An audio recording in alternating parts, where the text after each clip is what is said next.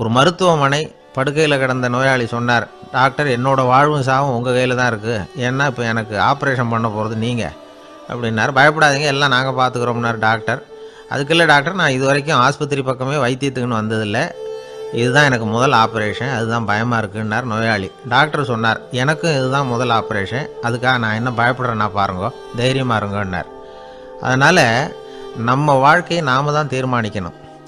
அப்படி அதை தீர்மானிக்கிற பக்குவம் நமக்கு வந்துட்டதுன்னா வாழ்க்கையில் வெற்றி நிச்சயம். அவர் ஒரு நாள் வீட்டு திண்ணையில் உட்காந்துருந்தாராம்.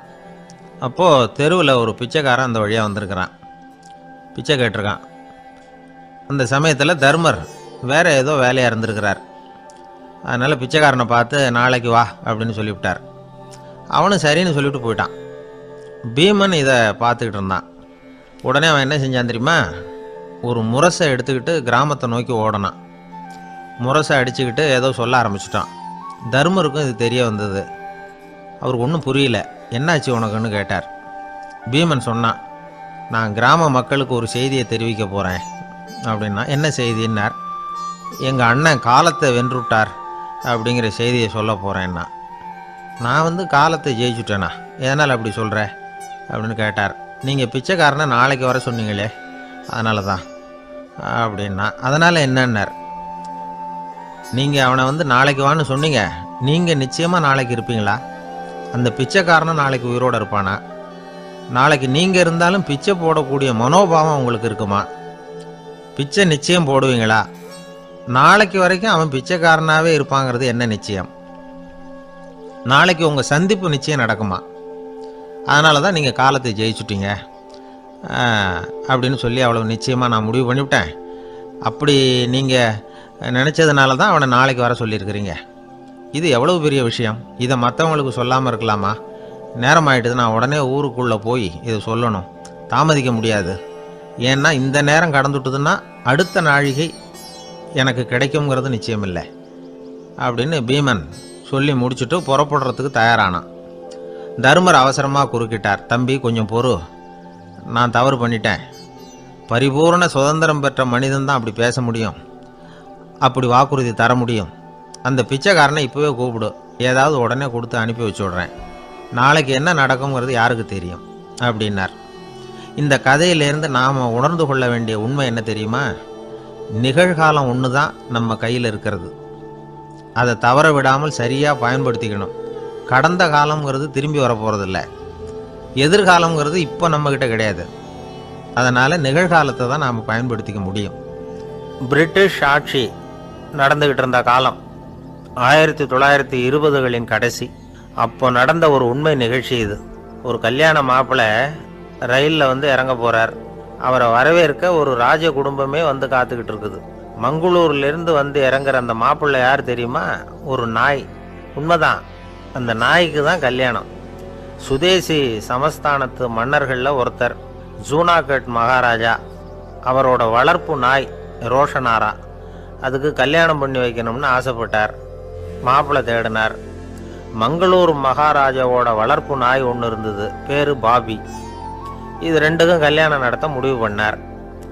திருமணத்துக்கு வேண்டிய எல்லா ஏற்பாடுகளையும் பண்ணுங்க அப்படின்னு உத்தரவு போட்டார். ஆயிரக்கணக்கான அழைப்புதழ்கள், பல சமஸ்தான மன்னர்கள், ஜமீன்தார்கள், பிரிட்டிஷ் அதிகாரிகள், பெரிய பணக்காரங்க, இப்படி நிறைய பேருக்கு அழைப்புதழ்கள் அனுப்பி வச்சாங்க. பத்திரிகையை பார்த்தவங்கெல்லாம் திகைச்சு போயிட்டாங்களாம். இருந்தாலும் என்ன பண்ணுறது, ராஜாவே அழைக்கிறார், போகாமல் இருக்க முடியுமா? அந்த சமயத்தில் நாட்டின் கவர்னர் ஜெனரலாக இருந்தவர் இர்வின் பிரபு, அவருக்கும் ஒரு பத்திரிகை போயிருக்குது. வாங்கி பார்த்ததும் அவருக்கு பயங்கர எரிச்சல். உடனே குப்பை தொட்டியில் போட்டுவிட்டாராம். மாட்சிமை தங்கிய பிரிட்டன் சக்கரவர்த்தியின் பிரதிநிதியான தன்னை கேவலம் ஒரு நாயின் திருமணத்துக்காக அழைக்கிறதா அப்படின்னு அவருக்கு ஆத்திரம். இருந்தாலும் கல்யாணம் பிரமாதமாக நடந்துதான்.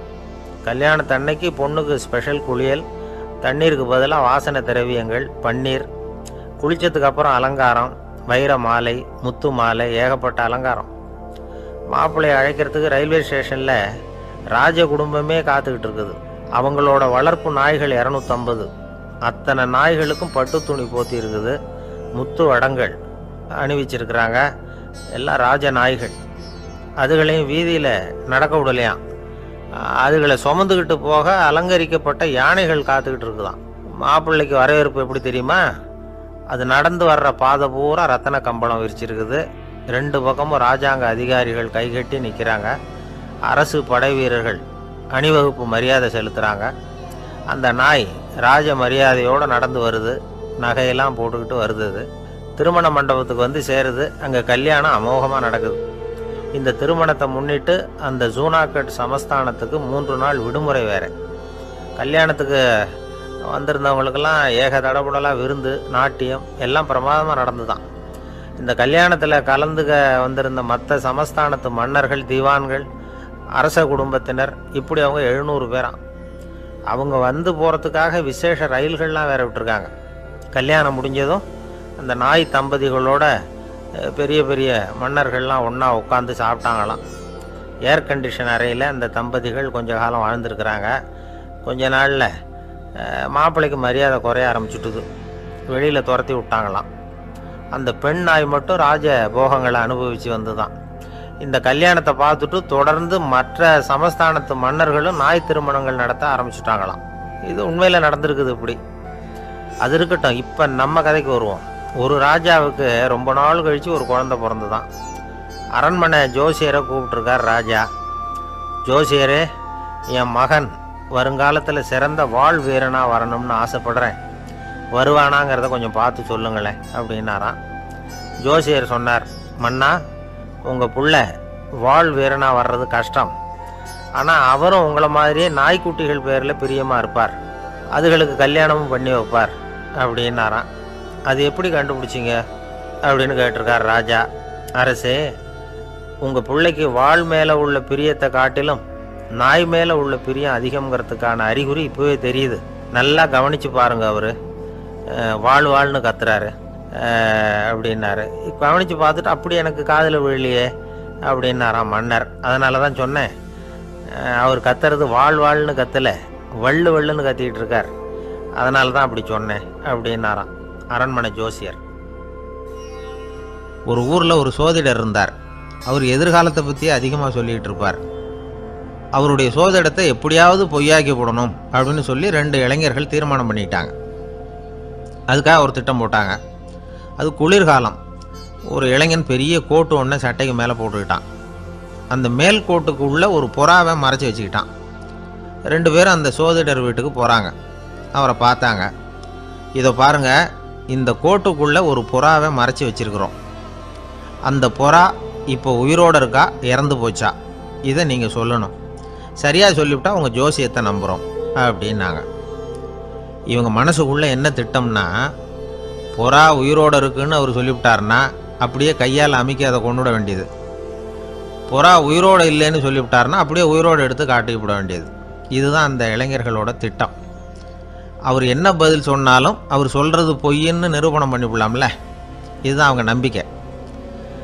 இந்த சோதிடர் எல்லா வகையிலையும் தப்பிக்க முடியாதுன்னு அவங்க நம்பினாங்க. ஆனால் அந்த சோதிடர் சொன்ன பதில் இவங்களை திகைக்க வச்சுட்டுது. அவர் என்ன சொன்னார் தெரியுமா? உங்கள் கோட்டுக்குள்ளே இருக்கிற புறா உயிரோடு இருக்கா, செத்து போச்சா அப்படின்னு தானே கேட்குறீங்க. அது உங்கள் கையில் இருக்குது. அது சாகவும் இல்லை, உயிரோடவும் இல்லை. அந்த பறவையின் வாழ்வும் சாவும் உங்கள் கையில் தான் இருக்குன்னார். இவங்க தோல்வியை ஒத்துக்கிட்டாங்க. இந்த கதையும் நமக்கு ஒரு உண்மையை உணர்த்துது. இன்றைய இளைஞர்கள் எதிர்காலங்கிற பறவையை தங்களுக்குள்ளே வச்சிருக்கிறாங்க. அந்த பறவையின் வாழ்வும் தாழ்வும் அவங்க கையில் தான் இருக்குது. நமது வாழ்க்கைங்கிறது நமது கையில். நாம் நல்லா இருக்கிறதும் இல்லாமல் போகிறதும் நாம தான் காரணம். ஒரு பூங்கா. அங்கே ஒருத்தர் நின்றுக்கிட்டு இருக்கிறார். நின்றுக்கிட்டே ஏதோ ஆழ்ந்த யோசனையில் இருக்கிறார். அந்த பக்கமாக இன்னொருத்தர் வந்தார். இவரை கவனித்தார். என்ன யோசனைன்னு கேட்டார். எப்படி எழுந்திருக்கிறதுன்னு யோசனை பண்ணிகிட்டு இருக்கிறேன்னார் அவர். கேட்டவருக்கு ஒரு மாதிரி ஆகிட்டுது. ஏற்கனவே நின்றுக்கிட்டு இருக்கிற ஒருத்தர் எப்படி எழுந்திரிச்சு நிற்கிறதுன்னு யோசிக்கிறாருன்னா அது ஆச்சரியம் தானே. அதுக்கப்புறம் இவர் யோசிக்க ஆரம்பித்தார். என்ன இவர் இப்படி பேசுகிறாரு அப்படின்னு. கீழே விழுந்தால் தானே எழுந்திரிச்சு நிற்க முடியும். அதனால் எழுந்திரிக்கணும்னு நினைக்கிறவங்க முதல்ல கீழே விழணும். இவர் முதல்ல கீழே விழணும். அதுக்கப்புறம் தான் எழுந்திருக்கிறது எப்படின்னு சிந்திக்க முடியும். இந்த உலகத்தில் எல்லாருமே வந்து கீழே விழுந்து எழுந்தவர்கள் தான். இப்போ இந்த குழந்தை பருவத்தில் கீழே விழாமல் நடைபயில கற்றுக்கிட்டவங்க யாராவது உண்டா? சின்ன வயசில் ஒரு தடவை கூட கீழே விழலை சார், அப்படியே பிறந்தார் வளர்ந்தார் பெரியவர் ஆயிட்டார் அப்படின்னு யாரையும் சொல்ல முடியாது. அதனால் மனுஷங்கிறவன் விழுந்து புரண்டு எழுந்து தான் நடக்க கற்றுக்கிறான். ஒரு உண்மையை நாம் எல்லாரும் புரிஞ்சுக்கணும். இந்த உலகத்தில் தவறு செய்யாத மனிதர்களே யாரும் கிடையாது. அப்படி இருக்கிறப்போ எப்போதாவது நாம் தவறு பண்ணிவிட்டோம்னா அதுக்காக மனசு உடஞ்சி போயிடக்கூடாது, வாழ்க்கையில் வெறுப்பு வந்துடக்கூடாது. ஒரு தவறு நடந்துட்டுதா அதுக்காக மனசு உடஞ்சி போடாதீங்க, அதை ஒரு பாடமாக எடுத்துக்கங்க. அதே தவறு மறுபடியும் நடக்காமல் வேணும்னா பார்த்துக்கலாம், அது போதும். தடைக்கல்ல படிக்கல்லாம் மாற்றிக்கணும், இதுதான் இதில் முக்கியம். ஒரு அலுவலகம், அங்கே ஒரு அதிகாரி, அவர் உயர்ந்த பதவியில் இருந்தார், சிறந்த நிர்வாகின்னு பேர் வாங்கினவர்.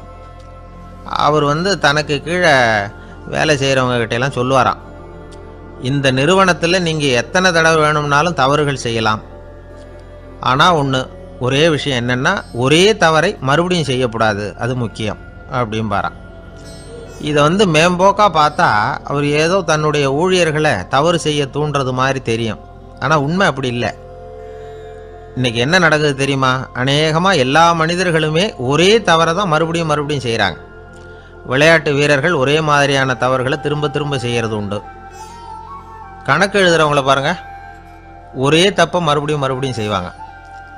அலுவலகம் வருகிறவர்களை கவனிங்க, ஒரு நாள் தாமதமாக வந்தால் பரவாயில்ல, தினமும் தாமதமாக வருவாங்க.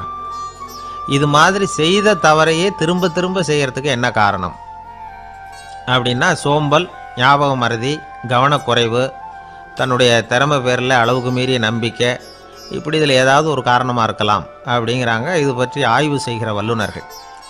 ஒரு தடவை செஞ்ச தவிர மறுபடியும் செய்கிறதில்லைன்னு முடிவு செஞ்சுக்கிட்டு அதை செயல்படுத்த கற்றுக்கணும், அது போதும், வாழ்க்கை வெற்றிகரமாக அமையும் அப்படிங்கிறாங்க அந்த அனுபவசாலிகள். அதனால் வெற்றிகரமாக வாழ்க்கையில் நடைபோட விரும்பும் இளைஞர்கள் தவிர்க்க வேண்டியது என்னென்னா, முதல்ல சோம்பலை தவிருங்கள், சுறுசுறுப்பாக இயங்குங்கள் அப்படிங்கிறது அவங்க அறிவுரை. ரெண்டாவது ஞாபக மறதி, எந்த செயல்லையும் ஈடுபாடு வேணும், அக்கறை வேணும். மூணாவது கவனக்குறைவு, எதையும் அலட்சியப்படுத்தக்கூடாது. நாலாவது என்னால் முடியாதது எதுவுமே கிடையாது அப்படிங்கிற அளவுக்கு மீறிய நம்பிக்கை, அது ஆபத்தில் கொண்டு போய் விட்டுரும். அதனால் முதல் தவறு உங்களுக்கு ஒரு பாடமாக அமையணும்.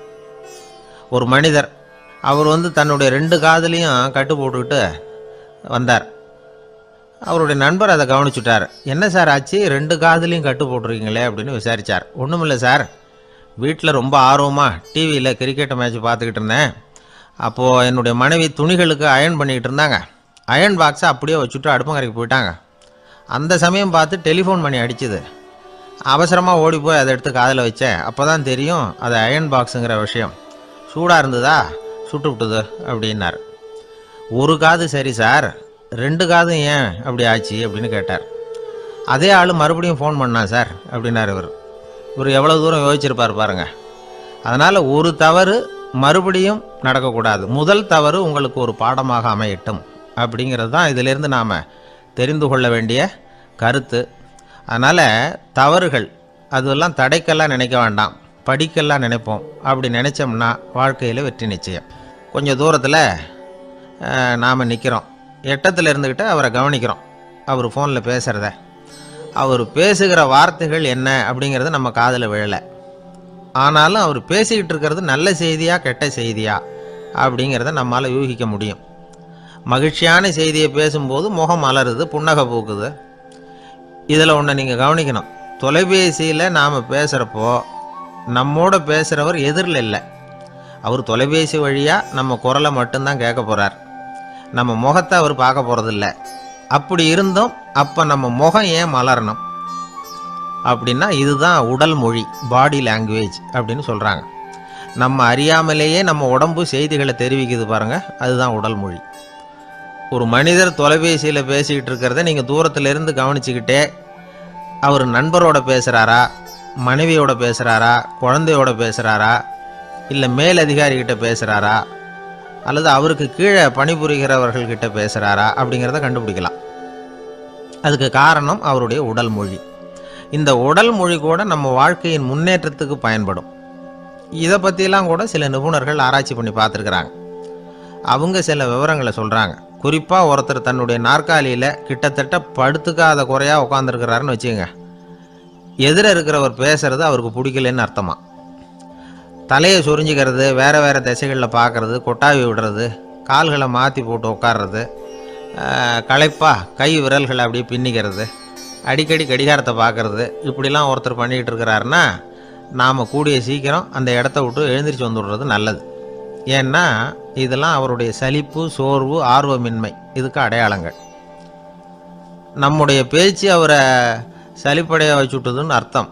அவர் ரொம்பவும் சோர்ந்து போயிட்டாருன்னு பொருள். நம்முடைய பேச்சில் அவருக்கு ஆர்வம் இல்லைன்னு அர்த்தம். அதே நேரத்தில் நாற்காலியின் நுனியில் அமர்ந்து உடலை முன்னுக்கு நகர்த்தி எதிர இருக்கிறவரின் கண்களை பார்த்துக்கிட்டே பேசினாலும் சரி அல்லது பேச்சை கேட்டாலும் சரி, உங்கள் பேரில் மற்றவங்களுக்கு உள்ள பிடிப்பு அதிகரிக்கும். நாம் எப்படிப்பட்டவருங்கிறத நம்ம உடம்பும் நடை உடை பாவனையும் அடுத்தவங்களுக்கு காட்டி கொடுத்துரும். உங்கள் உடம்பு, உங்கள் பார்வை, நடை, உட்கார்ற விதம் இதை வச்சுக்கிட்டே நீங்கள் பொறுப்புள்ளவரா, முரடரா, அலட்சியமானவரா, மரியாதை தெரிஞ்சவரா, அடக்கமானவரா, நம்பிக்கைக்கு உரியவரா, நாணயம் இல்லாதவரா, பயந்தவரா, திறமைசாலியா, அப்பாவியா அப்படிங்கிறதையெல்லாம் கண்டுபிடிச்சிடலாம். அதனால் இந்த உடல் மொழியை புரிஞ்சுக்கிட்டு நம்மளை கொஞ்சம் சரிப்படுத்திக்கிட்டோம்னா வாழ்க்கையில் சுலபமாக பல காரியங்களை சாதிக்க முடியும். ஒரு மனநல மருத்துவமனை, அங்கே ஒருத்தர் ஒரு நாற்காலியில் உட்காந்துக்கிட்டு கார் ஓட்டுறது மாதிரி அப்படி பாவனை பண்ணிகிட்டு இருந்தார். ஸ்டேரிங்கை திருப்புறது மாதிரி, பின்னாடி வர்ற வண்டியை நிற்க சொல்கிறது மாதிரி, அப்புறம் இவர் ஒதுங்கிக்கிட்டு அவருக்கு வழி விடுறது மாதிரி, இப்படிலாம் சேட்டைகள் பண்ணிக்கிட்டு இருந்தார் மனநல மருத்துவமனையில். இதை பார்த்துக்கிட்டு இருந்த ஒருத்தர் பக்கத்தில் இருந்த இன்னொருத்தர்கிட்ட கேட்டார், இவர் ஏன் இப்படி பண்ணுறாரு, இவருக்கு ஏன் அப்படி வந்தது நிலைமை அப்படின்னு சொல்லி அவர் விசாரித்தார். அப்போ அவர் விவரம் சொன்னார். வேறு ஒன்றும் இல்லைங்க, இவருக்கு கார் ஓட்டணும்னு ஆசை ரொம்ப காலமாக, அது நிறைவேறாமல் போயிட்டுது. அதுக்கப்புறம் அவர் மனநோயாளியை மாறிட்டார். இங்கே அழைச்சிட்டு வந்தாங்க. இங்கே அழைச்சிட்டு வந்ததுலேருந்து அப்படி தான் பண்ணிகிட்டு இருக்கிறார். அப்போ கார் ஓட்டுறது மாதிரிலாம் பாவனை பண்ணிகிட்டு இருப்பார், திருப்புறது மாதிரி பண்ணுவார், பின்னாடி வர்றவங்களுக்கு இடம் விடுவார், இப்படிலாம் செய்கிறார் அப்படின்னு விவரம் சொன்னாங்க. நீங்கள் சொல்லப்படாதா, இப்போ நீங்கள் கார் ஓட்டலை, வெறும் நாற்காலியில் தான் உட்காந்துருக்குறீங்க அப்படின்னு நீங்கள் சொல்லப்படாதா அவருக்கு அப்படின்னு கேட்டாங்க. அது முடியாதுங்க, ஏன்னா அந்த காரை கழுவுறதுக்காக அவர் தினமும் எனக்கு 10 ரூபா கொடுத்துக்கிட்டு இருக்கிறார் அப்படின்னாராம் அங்கே வேலை செஞ்சுக்கிட்டு இருந்த ஒருத்தர். அதனால் வாழ்க்கையில் நாம் இந்த உடல் மொழியை புரிஞ்சுக்கணும். உடல் மொழிங்கிறது இப்போ ஆரம்பத்தில் சொன்னது மாதிரி அந்த தொலைபேசியில் பேசுகிறவங்கள தூரத்திலேருந்து பார்த்தாவே அவர் யாருக்கிட்ட பேசுகிறார், என்ன பேசுகிறாருன்னு தெரியும். நம்ம முகத்தை நல்லா வச்சுக்கணும். உடல் மொழியை நம்ம புரிஞ்சுக்கிட்டு பயன்படுத்த ஆரம்பித்தோம்னா எந்த முயற்சி பண்ணினாலும் அதில் வெற்றி நிச்சயம். எப்படி தெரியுமா? குருகுல வாசம் செஞ்சு படிக்கணும். ஆசிரியருங்கிறவர் ஆசிரமத்தில் இருப்பார். அங்கே போய் அவருக்கு தொண்டுகள் செய்யணும். துணிகள்லாம் துவைச்சி போடணும். தூங்கும்போது காலை பிடிச்சி விடணும். புழுக்கமாக இருந்தால் விசிறி மட்டை எடுத்து விசிறணும். அப்படியே அப்பப்போ அவர் சொல்லிக் கொடுக்குற பாடத்தையும் கற்றுக்கணும். அவர் சொல்லிக் கொடுக்குற பாடங்களை ஓலைச்சுவடிகளில் எழுதிக்கணும். இதுதான் குருகுல வாசம்ங்கிறது. இப்போ மாதிரிலாம் கிடையாது. ஆக குருகுல வாசம்ங்கிறது மனசையும் பண்படுத்தும், அறிவையும் பண்படுத்தும். அப்படி ஒரு பயிற்சி அது. அந்த காலத்தில் பஞ்சபாண்டவர்கள் ஒரு குருகுலத்தில் படிக்க போனாங்களாம். ஏற்கனவே அங்கே ஒரு 15 பேர் இருந்திருக்கிறாங்க. இவங்களையும் சேர்த்து மொத்தம் 20 பேர். எல்லாரும் ரொம்ப ஆர்வத்தோடு அங்கே தங்கி படிச்சுக்கிட்டு இருக்கிறாங்க. 2 வருஷம் ஓடி போச்சு. எல்லாரும் ஊருக்கு திரும்ப வேண்டிய நேரம். ஆசிரியர் ஒவ்வொருத்தராக கூப்பிட்டார். இது வரைக்கும் என்ன கற்றுக்கிட்ட அப்படின்னு கேட்டார். அவங்க தாங்கள் எழுதி வச்சுருந்ததை சொன்னாங்க, கற்றுக்கிட்டதை சொன்னாங்க. அங்கே படிக்க வந்தவங்க எல்லாருமே புத்திசாலிகள். அது மட்டும் இல்லை, பல பேர் அரச குடும்பத்தை சேர்ந்தவங்க, இளவரசர்களாக வேற இருக்கிறவங்க. அதனால் அவங்கக்கிட்ட அபாரமான கல்வி அறிவை எதிர்பார்த்தார். ஒருத்தன் வந்தான், தான் எழுதி வச்சிருந்த சரித்திர பாடம் பூராவையும் படித்து காட்டினான். இன்னொருத்தன் வந்தான், தான் எழுதி வச்சிருந்த பூகோள பாடம் பூராவையும் படித்து காட்டினான். இப்படி ஒவ்வொருத்தராக அவங்க படித்தது என்னங்கிறத படித்து காட்டிவிட்டு போனாங்க. கடைசியாக தர்மர் வந்தார். பேசாமல் நிற்கிறார். தன் கையில் இருந்த ஓலைச்சுவடி கேட்டால் அவர் பிரிக்கவே இல்லை. ஆசிரியர் இவர்கிட்ட தான் அதிகமாக எதிர்பார்த்தார். ஆனால் இவரோ பேசாமல் நின்றுட்டு இருக்கிறார். நீ என்ன கற்றுக்கிட்ட சொல்லு, ஓலைச்சுவடியை பிரித்து படினார் அந்த முனிவர். தர்மர் அசையவே இல்லை. மெதுவாக சொன்னார், ஐயா, நான் கற்றுக்கிட்டது ஒன்றே ஒன்று தான். அதுதான் வாழ்க்கையில் எனக்கு ரொம்ப முக்கியமான பாடமாக அமையும் அப்படின்னார். என்னது, என்கிட்ட 2 வருஷ காலமாக படிச்சு விட்டு கடைசியில் கற்றுக்கிட்டது ஒன்றே ஒன்று தானா அப்படின்னார் முனிவர். அவருக்கு ஒன்றும் புரியல.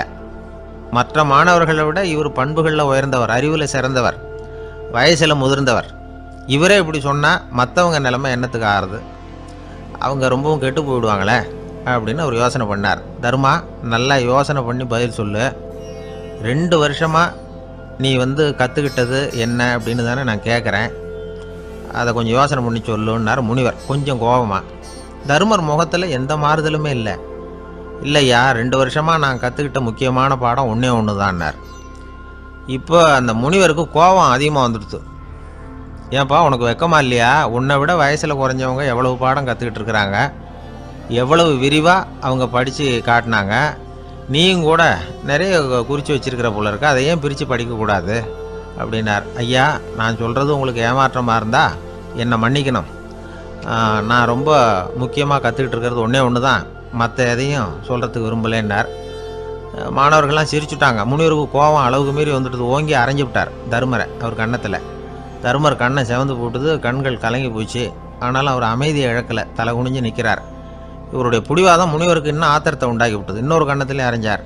எல்லாரும் பயந்து போய் அமைதியாக நின்றுட்டு இருக்கிறாங்க. முனிவர் கத்துறார், அப்படி நீ கற்றுக்கிட்ட அந்த முக்கியமான பாடம் தான் என்ன, அதையாவது சொல்லு அப்படின்னார். ஐயா, அதை மட்டும் ஒரு ஓலைச்சுவடியில் தனியாக குறித்து வச்சுருக்கிறேன், இந்தாங்க, இதை நீங்களே படித்து பாருங்கன்னார். தர்மர் ஓலைச்சுவடியை நீட்டினார். முனிவர் அதை வாங்கி பிரித்தார், சத்தம் போட்டு படித்தார். என்ன எழுதியிருக்காருன்னா, எப்படிப்பட்ட சோதனை ஏற்பட்டாலும் நிதானம் இழந்து கோபத்துக்கு ஆளாகக்கூடாது அப்படின்னு. இதான் அந்த ஓலைச்சுவடியில் அவர் எழுதி வச்சுருந்தது. அந்த ஒரு கணத்திலேயே முனிவரும் எல்லா மாணவர்களும் தர்மரை புரிஞ்சுக்கிட்டாங்களாம். அவர் கற்றுக்கிட்டது ஏட்டு சுரக்காய் இல்லை, வாழ்க்கையில் பயன்படக்கூடிய முக்கியமான அனுபவ பாடம். முனிவர் கண்களில் கண்ணீர். தர்மரை அன்போடு கட்டி தழுவிக்கிட்டார். அப்புறம் சொன்னார், தர்மா, என்னை மன்னிச்சிரு, நீ மாணவன் இல்லை, ஆசிரியன். நான் இதுவரைக்கும் தெரிஞ்சிக்காத அனுபவ பாடத்தை நீ இப்போ எனக்கு கற்றுக் கொடுத்துட்ட அப்படின்னு சொன்னாராம். அதனால் நிதானம் தவறக்கூடாதுங்கிறது ரொம்ப முக்கியமான ஒரு செய்தி. ஒரு ஆசிரியர் மாணவனை ஒரு கன்னத்தில் ஓங்கி அரைஞ்சுட்டார். இவன் நிதானம் தவறல, அமைதியாக நின்றுக்கிட்டு இருந்தான். அவர் ஒரு தடவை அரைஞ்சதும் எப்படி உன்னால் நிதானம் தவறாமல் இருக்க முடிஞ்சுது அப்படின்னு கேட்டாங்க நண்பர்கள். அவன் சொன்னான், நான் நிதானம் தவறி இருந்தா எங்கள் வாத்தியார் இன்னொரு கன்னத்துலேயும் அரைஞ்சிருப்பார், அது அதை விட பலமாக இருக்கும், அதனால தான் நான் அப்படி இருந்தேன் அப்படின்னு நானான். ஆக நாம் தெரிந்து கொள்ள வேண்டியது, வாழ்க்கையில் நிதானம் தவறாமல் இருக்க வேண்டும். அதுதான் வெற்றியின் ரகசியம். ஒரு நண்பர்கிட்ட பேசிக்கிட்டு இருந்தேன். அவருடைய உறவினர் ஒருத்தர் ஒரு நேர்முக தேர்வுக்கு போயிருந்தாராம், இன்டர்வியூவுக்கு. ரொம்பவும் பொறுப்பாகவும் கவனமாகவும் செயல்பட வேண்டிய பதவிக்கான நேர்காணல் அது. இவர் எழுத்து தேர்வில் ஏராளமான மதிப்பெண்கள் வாங்கிவிட்டார். அதனால் அதை பற்றி கவலை இல்லை. இப்போ நேர்முக தேர்வில் தேர்வு பெறணும். ஏராளமான சான்றிதழ்கள் வச்சிருந்தார். நேர்காணலில் கேட்கப்பட்ட எல்லா கேள்விகளுக்கும் சரியான பதில் தான் சொன்னார். இருந்தாலும் பாருங்கள், அந்த நேர்முக தேர்வில் அவர் தேர்ந்தெடுக்கப்படலை. என்ன காரணம் அப்படின்னு பின்னாடி விசாரித்தப்போ தான் விவரம் தெரிஞ்சுதான். அது என்ன ஆயிருக்குதுன்னா, அந்த நேர்காணலின் போது இவர் நடந்துக்கிட்ட முறையில் சில தவறுகள் நடந்து போச்சான். முக்கியமாக 2 தவறுகள். ஒன்று, அவங்க ஒரு கேள்வியை கேட்டு முடிக்கிறதுக்குள்ளேயே இவர் பதில் சொல்ல ஆரம்பிச்சுட்டாராம்.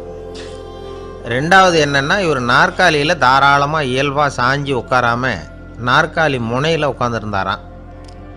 இந்த 2 விதமான செயல்பாடுகளும் இவர் அவசரப்படுறவர், பதற்றப்படுறவர் அப்படிங்கிறதுக்கான அடையாளங்கள். அதாவது கேள்வியை கேட்டு முடிக்கிறதுக்குள்ளேயே முந்திக்கிட்டு பதில் சொல்கிறது.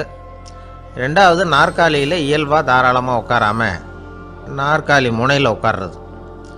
பார்க்க போகிற வேலைக்கு அவசரம், பதற்றம் இது 2 இருக்கப்படாதான். அதனால் மார்க் இருந்தும் சர்டிஃபிகேட் இருந்தும் அந்த வேலை வாய்ப்பு அவருக்கு கிடைக்கல. வேலை கொடுக்குறவங்க நம்மக்கிட்ட இருந்து என்ன தான் எதிர்பார்க்குறாங்க, இதை தெரிஞ்சு வச்சுக்கிறது நல்லது. முதல்ல, மற்றவர்களுடன் தொடர்பு கொள்ளும் திறமை, அதாவது எபிலிட்டி டு கம்யூனிகேட். நீங்கள் நினைக்கிறத அழகாக தொகுத்து வகைப்படுத்தி சொல்ல தெரியுதான்னு பார்ப்பாங்க. உங்கள் திட்டங்களை அடுத்தவங்க ஏற்றுக்கொள்ளக்கூடிய விதத்தில் வெளிப்படுத்துறதுக்கு உங்களால் முடியுதான்னு பார்ப்பாங்க. இதுக்கு என்ன செய்கிறது? குழப்பம் இல்லாமல் சிந்திக்கணும், குழப்பம் இல்லாமல் பேசணும். ரெண்டாவது விஷயம் என்னன்னா புத்திசாலித்தனம், அதாவது இன்டெலிஜென்ஸ். ஏற்றுக்க போகிற வேலையை நல்ல விதமாக செய்ய முடியுமா உங்களால், அதை எந்தெந்த வழியில் செய்யலாம் அப்படிங்கிறத உங்களால் தீர்மானிக்க முடியுமா, அந்த வேலைக்கான புது புது யோசனைகளை உங்களால் சொல்ல முடியுமா அப்படின்னு பார்ப்பாங்க. இது இன்டெலிஜென்ஸ். மூணாவது தன்னம்பிக்கை, அதாவது செல்ஃப் கான்ஃபிடென்ஸ். உங்களுக்கு அது உண்டா அப்படிங்கிறத கவனிப்பாங்க. எந்த சூழ்நிலையையும் சமாளிக்கணும், எப்படிப்பட்ட மனிதர்களையும் சமாளிக்கிற தைரியம் வேணும், அடுத்தவங்களை நமக்கு சாதகமாக திருப்பக்கூடிய தன்னம்பிக்கை வேணும். நாலாவது பொறுப்புகளை முன்வந்து ஏற்றுக்கொள்ளுதல், வில்லிங்னஸ் டு அக்செப்ட் ரெஸ்பான்சிபிலிட்டி. பொறுப்புகள்லேருந்து நழுவி போக ஆசைப்படாமல் செஞ்சு முடிக்கணும். அஞ்சாவது முன் வருதல், இனிஷியேட்டிவ். வேலையோட முக்கியத்துவம் உணர்ந்து அதை ஏற்றுக்கிட்டு தகுந்த நடவடிக்கைகளை தயங்காமல் எடுக்கிறதுக்கு முன் வரணும். ஆறாவது என்னன்னு கேட்டிங்கன்னா தலைமைத்துவம், லீடர்ஷிப். 4 பேருக்கு தலைமை தாங்கி நல்ல விதத்தில் நடந்துக்க தெரியுதா. ஏழாவது கற்பனை திறன், இமேஜினேஷன். சில பிரச்சனைகள் வரக்கூடும் அப்படின்னு முன்கூட்டியே யூகிச்சு அதுக்கு தகுந்த மாதிரி நடவடிக்கை எடுக்கிற திறமை உண்டா அப்படிங்கிறத பார்ப்பாங்க. எட்டாவது என்னென்னா வளைந்து கொடுத்தல், ஃப்ளெக்சிபிலிட்டி. சூழ்நிலைக்கு தகுந்த மாதிரி, மாற்றங்களுக்கு தகுந்த மாதிரி அனுசரித்து நடந்துக்கிறதுக்கு தெரியுதா அவங்களுக்கு அப்படிங்கிறத கவனிப்பாங்க. அடுத்தது திறமைகளை வெளிக்கொணரும் திறமை, இன்டர்பர்சனல் ஸ்கில்ஸ். அடுத்தவங்க கிட்ட இருக்கிற திறமையை கண்டுபிடிச்சி அதை நல்ல விதத்தில் ஊக்கப்படுத்தி பயன்படுத்த தெரியுதா அப்படின்னு பார்ப்பாங்க. ஆறாவது சுய அறிவு, செல்ஃப் நாலெட்ஜ். அடுத்தவங்க நம்மளை பற்றி என்ன நினைக்கிறாங்க அப்படிங்கிறத நம்மளால் புரிஞ்சிக்க முடியுதாங்கிறது முக்கியம். அடுத்தது போட்டி மனப்பான்மை, காம்படிட்டிவ்னஸ். அடுத்தவங்களை ஒப்பிட்டு பார்த்து அதை விட ஒரு படி மேலே வரணுங்கிற குணம் வேணும். இதுக்கு அடுத்தது என்னென்னா குறிக்கோளை வெல்லுதல், கோல் அச்சீவ்மெண்ட். குறிக்கோளை சவாலாக எடுத்துக்கிட்டு அதை அடையணும். அப்புறம் வேறுபட்ட திறமைகள், ஒகேஷனல் ஸ்கில்ஸ். பதவிக்கு வேண்டிய திறமைகள் தவிர மற்ற திறமைகள் எதுவும் உண்டாங்கிறது முக்கியம். நமக்கு வேலை கொடுக்கணும்னு நினைக்கிறவங்க நம்மக்கிட்ட இருந்து இவ்வளவும் எதிர்பார்ப்பாங்க. அதுக்கு தகுந்த மாதிரி நம்மளை நாமே தயார்படுத்திக்கணும். எனக்கு வேண்டப்பட்ட ஒருத்தர் ஒரு இன்டர்வியூவுக்கு போயிட்டு வந்தார், நேர்காணலுக்கு. எப்படி இருந்தது இன்டர்வியூன்னு விசாரித்தேன். நான் போனேன். அவர் கேட்ட எல்லா கேள்விக்கும் அவர் எதிர்பார்த்தது மாதிரி எல்லா பதிலையும் சொன்னேன். கடைசியாக நான் எதிர்பார்க்காத ஒரு தகவலை அவர் சொன்னார் அப்படின்னார். என்னன்னு கேட்டேன். அவரும் என்ன மாதிரியே இன்டர்வியூக்கு வந்தவர் தானா, சும்மா என்ன கேள்வி கேட்டுக்கிட்டு உட்காந்துருந்தாராம் அப்படின்னார். அதனால் ஒரு நேர்காணலுக்கு போகிறதுக்கு முன்னாடி என்ன எதிர்பார்க்குறாங்க அப்படிங்கிறத தெரிஞ்சுக்கிட்டு போனால் வெற்றி நிச்சயம். வாழ்க்கையில் ரொம்பவும் அடிபட்டு அல்லல் போட்டுக்கிட்டு இருக்கிற ஒருத்தர் வந்தார். மனசு ரொம்பவும் நொந்து போய் பேசினார். இந்த உலகத்தில் மனுஷனாக பிறந்ததை விட மாடாக பிறந்திருக்கலாம் சார் அப்படின்னார். திடீர்னு என்கிட்ட இப்படி சொன்னால் அதுக்கு நான் என்னங்க பண்ண முடியும் அப்படின்னேன். உங்ககிட்ட வரணும்னு தோணுச்சு, அதனால் வந்தேன் அப்படின்னார். சரிங்க, இப்படி ஒரு யோசனை வந்ததுக்கு என்ன காரணம் அப்படின்னு சொல்லி அவர்கிட்ட கேட்டேன். அதுக்கு அவர் சொன்னார், என் பையனுக்கு வேலை தேடுறேன் கிடைக்கல, பொண்ணுக்கும் மாப்பிள்ளை தேடுறேன் கிடைக்கல, வீடு கட்டுறதுக்கு கடன் கேட்குறேன் கிடைக்கல. மாடாக பிறந்திருந்தா இது மாதிரி கவலையெல்லாம் கிடையாதுல்ல, பேசாமல் வைக்கோலை தின்னுக்கிட்டு அசை போட்டுக்கிட்டே கடந்து விடலாமே அப்படின்னார் அலட்சியமாக. அதுக்கப்புறம் தான் அவர் சொன்ன கருத்தை நானும் கொஞ்சம் அசை போட ஆரம்பித்தேன் மனசுக்குள்ளே. இப்போது இயற்கையை பொறுத்த வரைக்கும் அது நாம் எல்லாரும் மகிழ்ச்சியாக வாழணும் அப்படின்னு தான் விரும்புது. விலங்குகள், பறவைகள், தாவரங்கள், அப்புறம் மற்ற உயிரினங்கள் எல்லாமும் நல்லபடியாக இருக்கணும் அப்படிங்கிறது தான் இயற்கையோட விருப்பம். அதில் ஒன்றும் சந்தேகம் இல்லை. இயற்கையோட அமைப்பை கொஞ்சம் கவனித்து பார்த்தா அதை நாம் நல்லா புரிஞ்சுக்கலாம். இருந்தாலும் இந்த ஆள் சொன்னதை கேட்ட பிறகு தான் ஒரு முக்கியமான வேறுபாடு புரிஞ்சுது. அதாவது இந்த உலகத்தில் உள்ள முக்கியமான பிரச்சனைகள் 6. அந்த 6 பிரச்சனைகளும் ஆடு மாடுகளுக்கு கிடையாது, மரம் செடி கொடிகளுக்கு கிடையாது. ஆனால் மனுஷன் அந்த 6 பிரச்சனைகளையும் சந்திக்க வேண்டியிருக்கு. சரி, அந்த 6 பிரச்சனைகள் என்னென்ன தெரியுமா? முதல்ல இந்த ஆடு மாடுலாம் நமக்குன்னு சொந்தமாக ஒரு வீடு இல்லையே அப்படின்னு கவலைப்பட்டுக்கிட்டு இருக்கிறதில்ல. ஆனால் மனிதனுக்கு வீடு தேவைப்படுது. இது ஒரு வித்தியாசம்.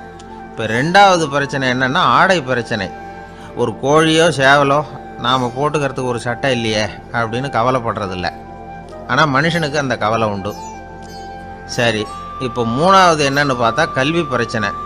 ஒரு பசுமாடு கவலையோடு நின்றுக்கிட்டு இருக்கு அப்படின்னு வச்சுக்குவோம். நீங்கள் அதுக்கிட்ட போய் ஏன் பசுமாடை கவலையோடு நின்றுக்கிட்டு இருக்கிற அப்படின்னு கேட்குறீங்க. என் கண்ணுக்குட்டிக்கு எல்கேஜியில் இடம் கிடைக்கல, டொனேஷன் கொடுக்கறதுக்கு கையில் பணமும் கிடையாது, சிபாரிசுக்கு யாரை பிடிக்கிறதுன்னு தெரியல, இப்படியா சொல்லிக்கிட்டு இருக்கோம். அதுக்கு அந்த கவலையெல்லாம் கிடையாது. ஆனால் மனிதனுக்கு அந்த கவலை உண்டு. 4வது என்னன்னு பார்த்தீங்கன்னா வேலைவாய்ப்பு பிரச்சனை. வேலை கிடைக்கலையே அப்படின்னு வேப்ப மரம் கவலைப்படுறதில்ல, ஆனால் மனுஷன் கவலைப்படுறான். 5வது என்னன்னு பார்த்தா கல்யாண பிரச்சனை. எருமை மாடு பசுமாடு எல்லாம் பொண்ணுக்கு மாப்பிள்ளை தேடிக்கிட்டாலே இது பேப்பரில் மணமகன் தேவை அப்படின்னு விளம்பரமாக கொடுக்குது, அதெல்லாம் கிடையாது. 6வது என்னன்னு பார்த்தீங்கன்னா பணம் சம்பந்தமான பிரச்சனை. ஆடு மாடுலாம் பணத்தை சேமிக்கணும்னோ ஏதாவது நிதி நிறுவனத்தில் முதலீடு பண்ணணும்னோ நினச்சிக்கிட்டு இருக்கிறதில்ல. பணத்தை எப்படி காப்பாற்றுறது அப்படிங்கிற கவலையும் அதுகளுக்கு கிடையாது. குதிரை குளம்போடு பிறக்குது, அதனால் அது காடு மேடெல்லாம் கவலை இல்லாமல் தெரியலாம். ஆடு உடம்புல ரோமத்தோடு பிறக்குது, அதனால் அது குளிரை பற்றி கவலைப்பட வேண்டிய அவசியம் இல்லை. ஆனால் மனுஷனை பார்த்திங்கன்னா அவன் தான் ஒன்றுமில்லாமல் பிறக்கிறான். ஏன் இந்த பாகுபாடு அப்படின்னு கேட்டால் இதை பற்றி கொஞ்சம் சிந்திச்சு பார்க்கணும். அதாவது இந்த சந்தேகத்தை ஒரு பெரியவர்கிட்டையும் கேட்டேன், அவர் சொன்னார் இதுக்கு பதில். அவர் இதே கேள்வியை இயற்கை கிட்ட கேட்டாராம்.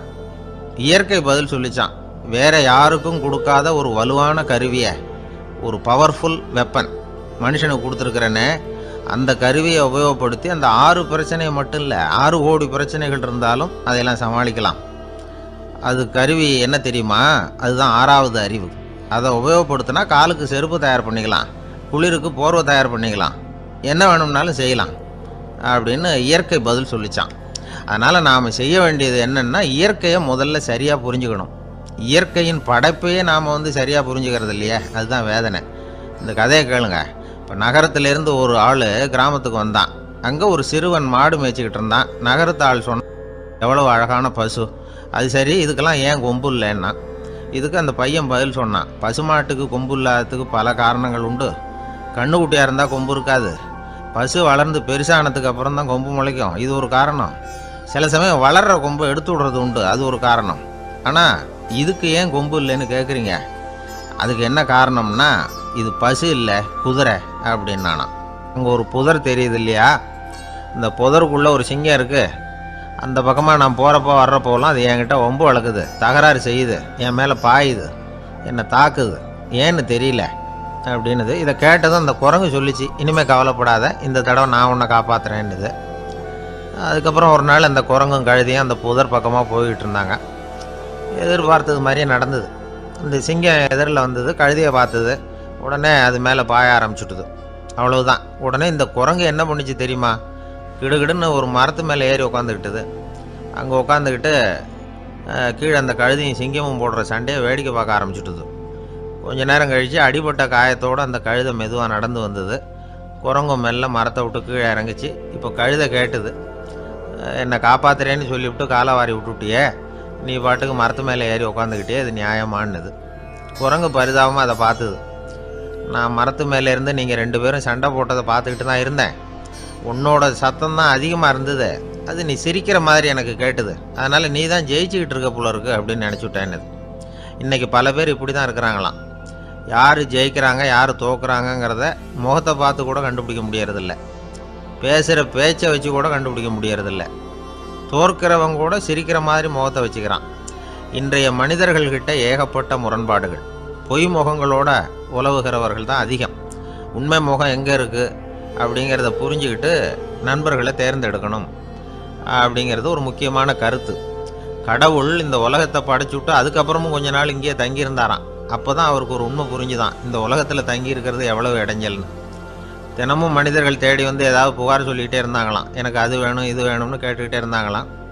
சில பேர் வந்தாங்க, நாங்கள் விவசாயம் பண்ணுறோம், தண்ணி இல்லாமல் பயிர் காயுது, எங்களுக்கு மழை வேணும் அப்படின்னாங்க. அவங்க போனதும் அதுக்கப்புறம் சில பேர் வந்தாங்க, நாங்கள் மண்பானை செய்கிறவங்க நிறைய பானை செஞ்சு வச்சுருக்குறோம், மழை பெஞ்சால் எல்லாம் கரைஞ்சி வீணாக போயிடும், அதனால் இன்றைக்கி மழை பெய்யக்கூடாதுன்னாங்க. கடவுள் பார்த்தார், அவருக்கு என்ன பண்ணுறதுன்னே தெரியல, ஏகப்பட்ட குழப்பம், தலையை பிச்சுக்கலாம் போல் இருந்தது, கிட்டத்தட்ட பைத்தியம் பிடிக்கிற அளவுக்கு ஆகிட்டுது. எல்லாருடைய ஆசைகளையும் அவரால் நிறைவேற்ற முடியல, ஏன்னா ஒன்றுக்கு ஒன்று முரண்பாடாக இருந்தது. ஒரு நாள் தன்னுடைய அமைச்சரவையை கூட்டி ஆலோசனை கேட்டார், என்ன செய்யலாம்னு சொல்லுங்கன்னார். இது என்ன பிரமாதம், பேசாமல் இமயமலை அடிவாரத்தில் போய் உட்காந்துங்க, யாரும் தொந்தரவு பண்ண மாட்டாங்கன்னாங்க. அங்கேயும் மனிதர்கள் வர ஆரம்பிச்சுருவாங்களேன்னார் கடவுள். சரி அப்படின்னா சந்திரனில் போயிருந்துக்கலாமேன்னாங்க. அங்கேயும் மனுஷன் குடி வர போகிறான் அப்படின்னார் கடவுள். வெகு தூரத்துக்கு அப்பால் உள்ள நட்சத்திர மண்டலத்துக்கு போயிடலான்னாங்க. இதெல்லாம் நிரந்தர தீர்வாகாது, நிரந்தரமாக இந்த மனிதனுடைய தொல்லையிலேருந்து நான் விடுபடணும், அதுக்கு ஏதாவது வழி சொல்லுங்கன்னார் கடவுள். ஒரு வயசான ஆள் வந்தார். கடவுளுக்கு காதோட காதாக ஒரு வழியை சொன்னார். கடவுளுக்கு முகம் மலர்ந்தது. அதுதான் சரி, அப்படியே செஞ்சுடலான்னார். அந்த ஆள் சொன்ன ரகசியம் என்ன தெரியுமா? மனிதனால் அடைய முடியாத ஒரு இடம் இருக்குது, அது வேற எங்கேயும் இல்லை, அவனுக்கு உள்ளே இருக்குது, அங்கே போய் மறைஞ்சிங்க, அதுக்கப்புறம் மனிதர்களால் உங்களுக்கு தொந்தரவு இருக்காதுன்னார். மனிதன் நினைக்காத இடம் அதுதான். அதாவது உள்ளுக்குள்ளே இருக்கிற உண்மையை புரிஞ்சிக்காம வெளியில் எங்கேயோ அது இருக்கிறதாக நினச்சி வரட்டிக்கிட்டு அலையிறான் மனுஷன். உள்ளே இருக்கிற உண்மை புரிஞ்சா நாம் தன்னம்பிக்கையோடு தலை நிமிர்ந்து வாழலாம். வேடிக்கையாக ஒரு கதை சொல்லுவாங்க. இதை பாருங்கள், நம்ம பையன் எங்கே பணம் வச்சாலும் எடுத்து விட்றான், என்ன பண்ணுறதுன்னாங்க அம்மா. அப்பா கொஞ்சம் நேரம் யோசனை பண்ணார். அதுக்கப்புறம் சொன்னார், அவன் கண்ணில் படாத இடமா நம்ம வீட்டில் இருக்கிறது ஒரே இடம்தான், அங்கே பணத்தை வை திருட்டு போகாதுன்னார். அது எந்த இடம்னு கேட்டாங்க. அதுதான் அவன் பாட புஸ்தகம், அதில் வச்சிரு, அவன் தொடவே மாட்டான். பாட புத்தகத்தை தொடாமல் பரீட்சையில் வெற்றி பெற முடியாது அப்படிங்கிறத புரிஞ்சுக்கணும். உள்ளே இருக்கிற உண்மையை தொடாமல் வாழ்க்கையில் வெற்றி பெற முடியாது. அதனால் உண்மையை புரிஞ்சுக்கிட்டா வாழ்க்கையில் வெற்றி நிச்சயம். கத்தியை தீட்டாதே புத்தியை தீட்டு அப்படின்னு ஒரு பெரியவர் புத்தி சொன்னார். அதை கேட்ட ஒரு இளைஞன், அது எப்படி பெரியவரை புத்தியை தீட்டுறது? கத்தியை தீட்டுன்னு சொன்னால் ஒரு கருங்கல்லில் கத்தியை தேய்க்கலாம், புத்தியை தீட்டுன்னு சொன்னால் எப்படி தலையை கொண்டுட்டு போய் தரையில் தேய்ச்சிக்கிட்டு இருக்க முடியுமா அப்படின்னா. அந்த பெரியவர் உடனே புரிஞ்சுக்கிட்டார், இந்த இளைஞனுக்கு புத்தி கூர்மை கம்மி அப்படிங்கிறத புரிஞ்சுக்கிட்டார். அது சரி, அறிவுக்கும் புத்திசாலித்தனத்துக்கும் என்ன வித்தியாசம்? இது ஒரு முக்கியமான கேள்வி. அறிவுன்னா என்ன, புத்திசாலித்தனம்னா என்ன? இதே கேள்வியை சாக்ரட்டிஸ் கிட்ட அவருடைய சீடன் ஒருத்தன் கேட்டானான். ஐயா, அறிவுக்கும் புத்திசாலித்தனத்துக்கும் என்னங்க வித்தியாசம் அப்படின்னு கேட்டிருக்கான். சாக்ரட்டிஸ் நிமிர்ந்து பார்த்துருக்கிறார் அந்த சீடனை. அதுக்கப்புறம் சொன்னாராம், நான் சொல்கிறேன் உன்னுடைய கேள்விக்கு பதில், ஆனால் அதுக்கு முன்னாடி நீ ஒரு காரியம் பண்ணணும்னாரான். என்னங்க செய்யணும் சொல்லுங்கன்றிருக்கான்.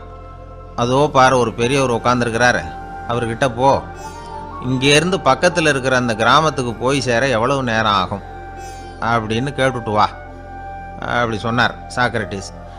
சரின்னு சொல்லிவிட்டு இவன் போனான். அந்த பெரியவர் முன்னாடி போய் நின்னான். ஏங்க பெரியவரை, இங்கேருந்து அதோ தெரியுத அந்த கிராமத்துக்கு போய் சேர்றதுக்கு எவ்வளவு நேரம் ஆகும் அப்படின்னு கேட்டான். பெரியவர் நிமிர்ந்து பார்த்தார், ஆனால் பதில் எதுவும் சொல்லலை. இவன் மறுபடியும் ஒரு தடவை அதே கேள்வி அவர்கிட்ட கேட்டான். என்னங்க, நான் கேட்குறது உங்கள் காதில் விழுதா, அந்த கிராமத்துக்கு போய் சேர்றதுக்கு எவ்வளோ நேரம் ஆகும் அப்படின்னு சொல்லி மறுபடியும் கேட்டான். அப்பவும் அவர் பதில் சொல்லலை.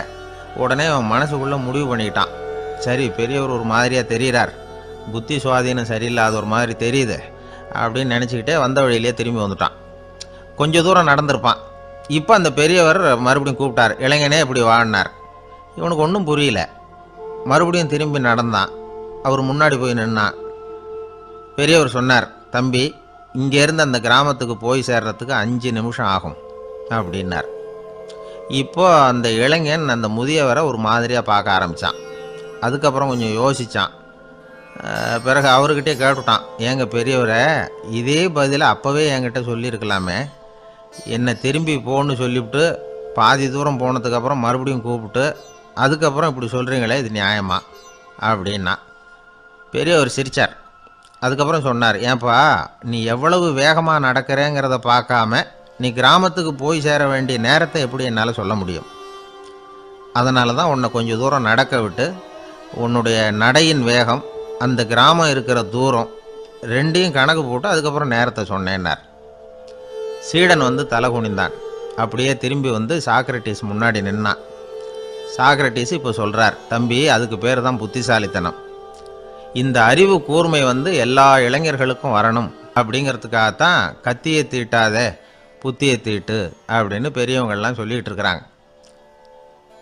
புத்தியை தீட்டுறவங்கெல்லாம் வாழ்க்கையில் அறிவாளியாகிறாங்க, தீட்டாதவங்க கோமாளியாகிறாங்க.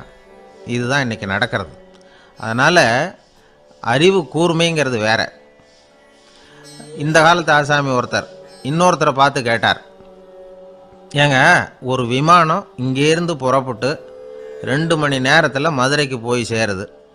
நல்லா கவனிங்க, ஒரு விமானம் இங்கேருந்து புறப்பட்டு 2 மணி நேரத்தில் மதுரைக்கு போய் சேருது அப்படின்னா என்னோட வயசு என்னன்னு கேட்டார். இவர் கேட்குறதுல ஏதாவது அர்த்தம் இருக்கா? அதாவது இங்கேருந்து புறப்பட்டு 2 மணி நேரம் ஆகுது மதுரைக்கு போகிறதுக்கு, அப்படின்னா என் வயசு என்னன்னு கேட்குறாரு. இதை கேட்ட உடனே அவர் பதில் சொன்னார், அப்படின்னா உங்களோட வயசு 20 அப்படின்னார். எப்படிங்க அவ்வளவு கரெக்டாக சொன்னீங்க அப்படின்னு கேட்டார். வேற ஒன்றும் இல்லை, எங்கள் பக்கத்து வீட்டில் ஒரு முழு பைத்தியம் இருக்குது, அதோட வயசு 40, அப்படின்னா உன் வயசு 20 தான் இருக்கணும் அப்படின்னார். அரை பைத்தியம்னு முடிவு பண்ணிக்கிட்டார். அதனால் வாழ்க்கையில் அறிவு கூர்மைங்கிறது ரொம்ப அவசியம். அந்த புத்திசாலித்தனம் இருக்கிறவங்க வாழ்க்கையில் வெற்றி பெறுவது நிச்சயம். சாலை ஓரமாக அழுதுகிட்டு உட்காந்துருந்தான். பிச்சை எடுத்து சாப்பிட்ற ஒருத்தன் அந்த பக்கமாக வந்தான். இவனை பார்த்தான். ஏன் அழுதுகிட்டு உட்காந்துருக்கிற, என்னாச்சு உனக்கு அப்படின்னு கேட்டான். அதுக்கு இவன் சொன்னான், என்கிட்ட ஒன்றுமே இல்லை, நான் இந்த உலகத்தில் இருந்து என்ன பிரயோஜனம், அதனால தான் அழுதுகிட்டு இருக்கிறேன் அப்படின்னா. உன்கிட்ட மறைஞ்சிருக்கிற புதையல் என் கண்ணுக்கு நல்லா தெரியுது, அது உனக்கு புரியல, அதனால தான் அழுதுகிட்டு இருக்கிற அப்படின்னா. என்னது புதையல் இருக்குதா, உன் கண்ணுக்கு தெரியுதா அப்படின்னு கேட்டான். ஆமாம் எனக்கு தெரியுது, அந்த புதையலை நீ விற்கிறதுக்கு தயாராக இருக்கிறியா அப்படின்னு கேட்டான் இவன். இதை கேட்டதும் அந்த இளைஞனுக்கு ரொம்ப ஆச்சரியமாக போச்சு. என்னது இப்படி கேட்குறானே அப்படின்னு. என்கிட்ட ஒரு காசு கூட இல்லையே, அப்படி இருக்கிறப்போ புதையல் எங்கேருந்து வந்தது அப்படின்னா. இந்த நேரத்தில் அந்த பிச்சைக்காரன் சிரித்தான்.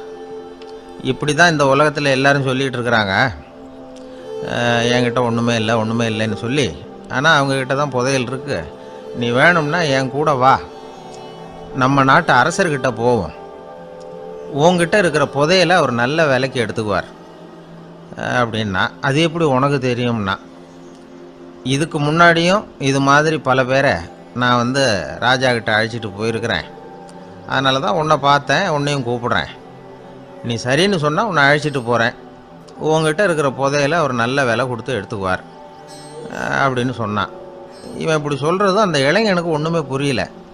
இது என்னது இந்த ஆள் இப்படி சொல்லிகிட்டு இருக்கிறான், நம்மக்கிட்ட என்ன இருக்குது, அதுவும் இல்லாமல் இவனே பிச்சை எடுத்து சாப்பிட்டுக்கிட்டு இருக்கிறான், இவன் போய் நம்மளை ராஜா கிட்ட அழைச்சிட்டு போகிறதா போகிறேங்கிறானே என்ன அப்படின்னு சொல்லி அவன் யோசனை பண்ணான். என்ன யோசிக்கிற, உனக்கு பணம் வேணும்னா என்னோட வா அப்படின்னா. இளைஞன் ஒரு முடிவுக்கு வந்தான். சரி, இங்கேயே உட்காந்துக்கிட்டு இருக்கிறத விட அங்கேயாவது போய் பார்ப்போமே, இங்கே அழுதுட்டு உட்காந்துருக்கிறதுல என்ன பிரயோஜனம், ஏதோ கூப்பிட்றான் போய் பார்த்துட்டு வருவோமே அப்படின்னு சொல்லி அவன் கூட புறப்பட்டான். பிச்சைக்காரன் முன்னாடி போயிட்டே இருக்கிறான், இந்த இளைஞன் பின்னாடி நடந்து போயிட்டுருக்கான். 2 பேரும் அரண்மனையை நோக்கி போகிறாங்க. பாதி வழி போயிருப்பாங்க. வழியில் அந்த பிச்சைக்காரன் சொன்னான், இதை பாரு, முன்னாடியே சில விஷயங்களை நாம் பேசிக்க வேண்டியிருக்கு, சரியாக தெளிவாக முடிவு எடுத்துக்கிட்டு அதுக்கப்புறம் ராஜா கிட்ட போகணும். ஏன்னா அங்கே போய் அது முடியாது இது முடியாதுன்னு நாம் நமக்குள்ளே சண்டை போட்டுக்கிட்டு இருக்க முடியாது. ராஜாவுக்கு விலையை பற்றி கவலையே இல்லை, எவ்வளவு சொன்னாலும் நமக்கு பணம் கிடச்சிரும். ஆனால் அதுக்கப்புறம் நான் இதை விற்கிறதுக்கு தயாராக இல்லைன்னு சொல்லிடக்கூடாது.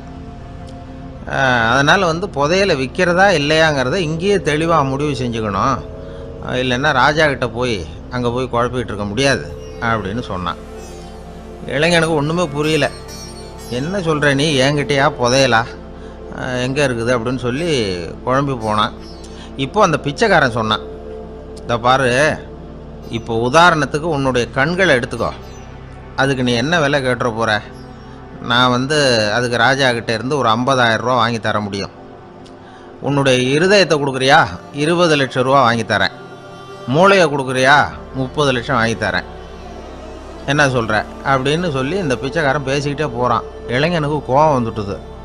என்ன உளர்ற, உனக்கு என்ன பைத்தியமா, கண்ணையும் மூளையையும் இருதயத்தையுமா விற்பாங்க, என்ன விலை கொடுத்தாலும் அதையெல்லாம் நான் விற்கிறதுக்கு தயாராக இல்லை, நான் விற்க மாட்டேன், அதை கொடுத்துட்டு நான் என்ன பண்ணுறது, இப்படி நான் மட்டும் இல்லை யாருமே இதை விற்கிறதுக்கு தயாராக இருக்க மாட்டாங்க அப்படின்னு சொன்னான் அந்த இளைஞன்.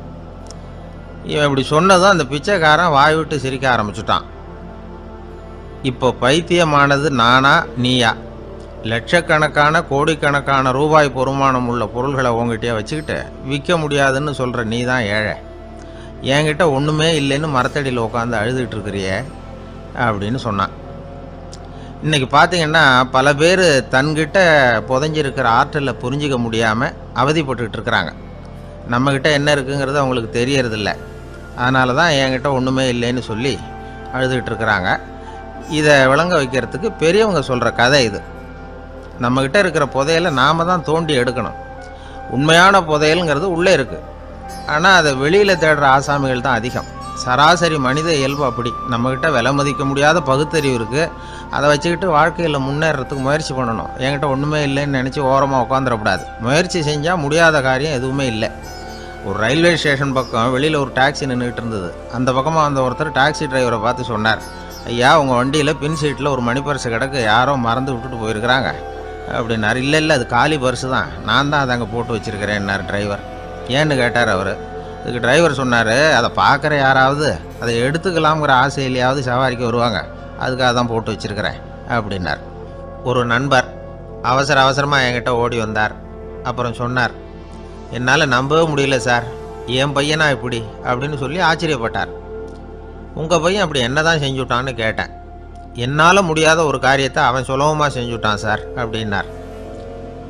அது என்ன, உங்களால் முடியாத காரியத்தை அவன் செஞ்சுட்டாங்கிறீங்க, அது என்ன காரியம்னு தான் சொல்லுங்களேன். என்ன 5ஆம் வகுப்பில் அவன் ஒரே தடவையில் பாஸ் ஆகிட்டான் சார், அதாவது ஒரே அட்டம்ப்டில் பாஸ் ஆகிருக்கிறான் அப்படின்னார். மூச்சு வாங்க. கஷ்டப்பட்டு பரீட்சை எழுதினவன் அவன், இவருக்கு மூச்சு வாங்குது. நம்மால் செய்ய முடியாத ஒரு காரியத்தை இன்னொருத்தர் செய்யும்போது அது நமக்கு ஆச்சரியமாக தெரியுது. இப்போ சர்க்கஸ் பார்க்குறோம், அங்கே ஒருத்தர் அந்த இடத்துல தொங்குறார். அதை பார்க்குறப்போ அது நமக்கு ஆச்சரியமாக தெரியுது. ஏன்னா அது மாதிரி அந்த இடத்துல தொங்குறதுங்கிறது நம்மால் முடியாத காரியம்.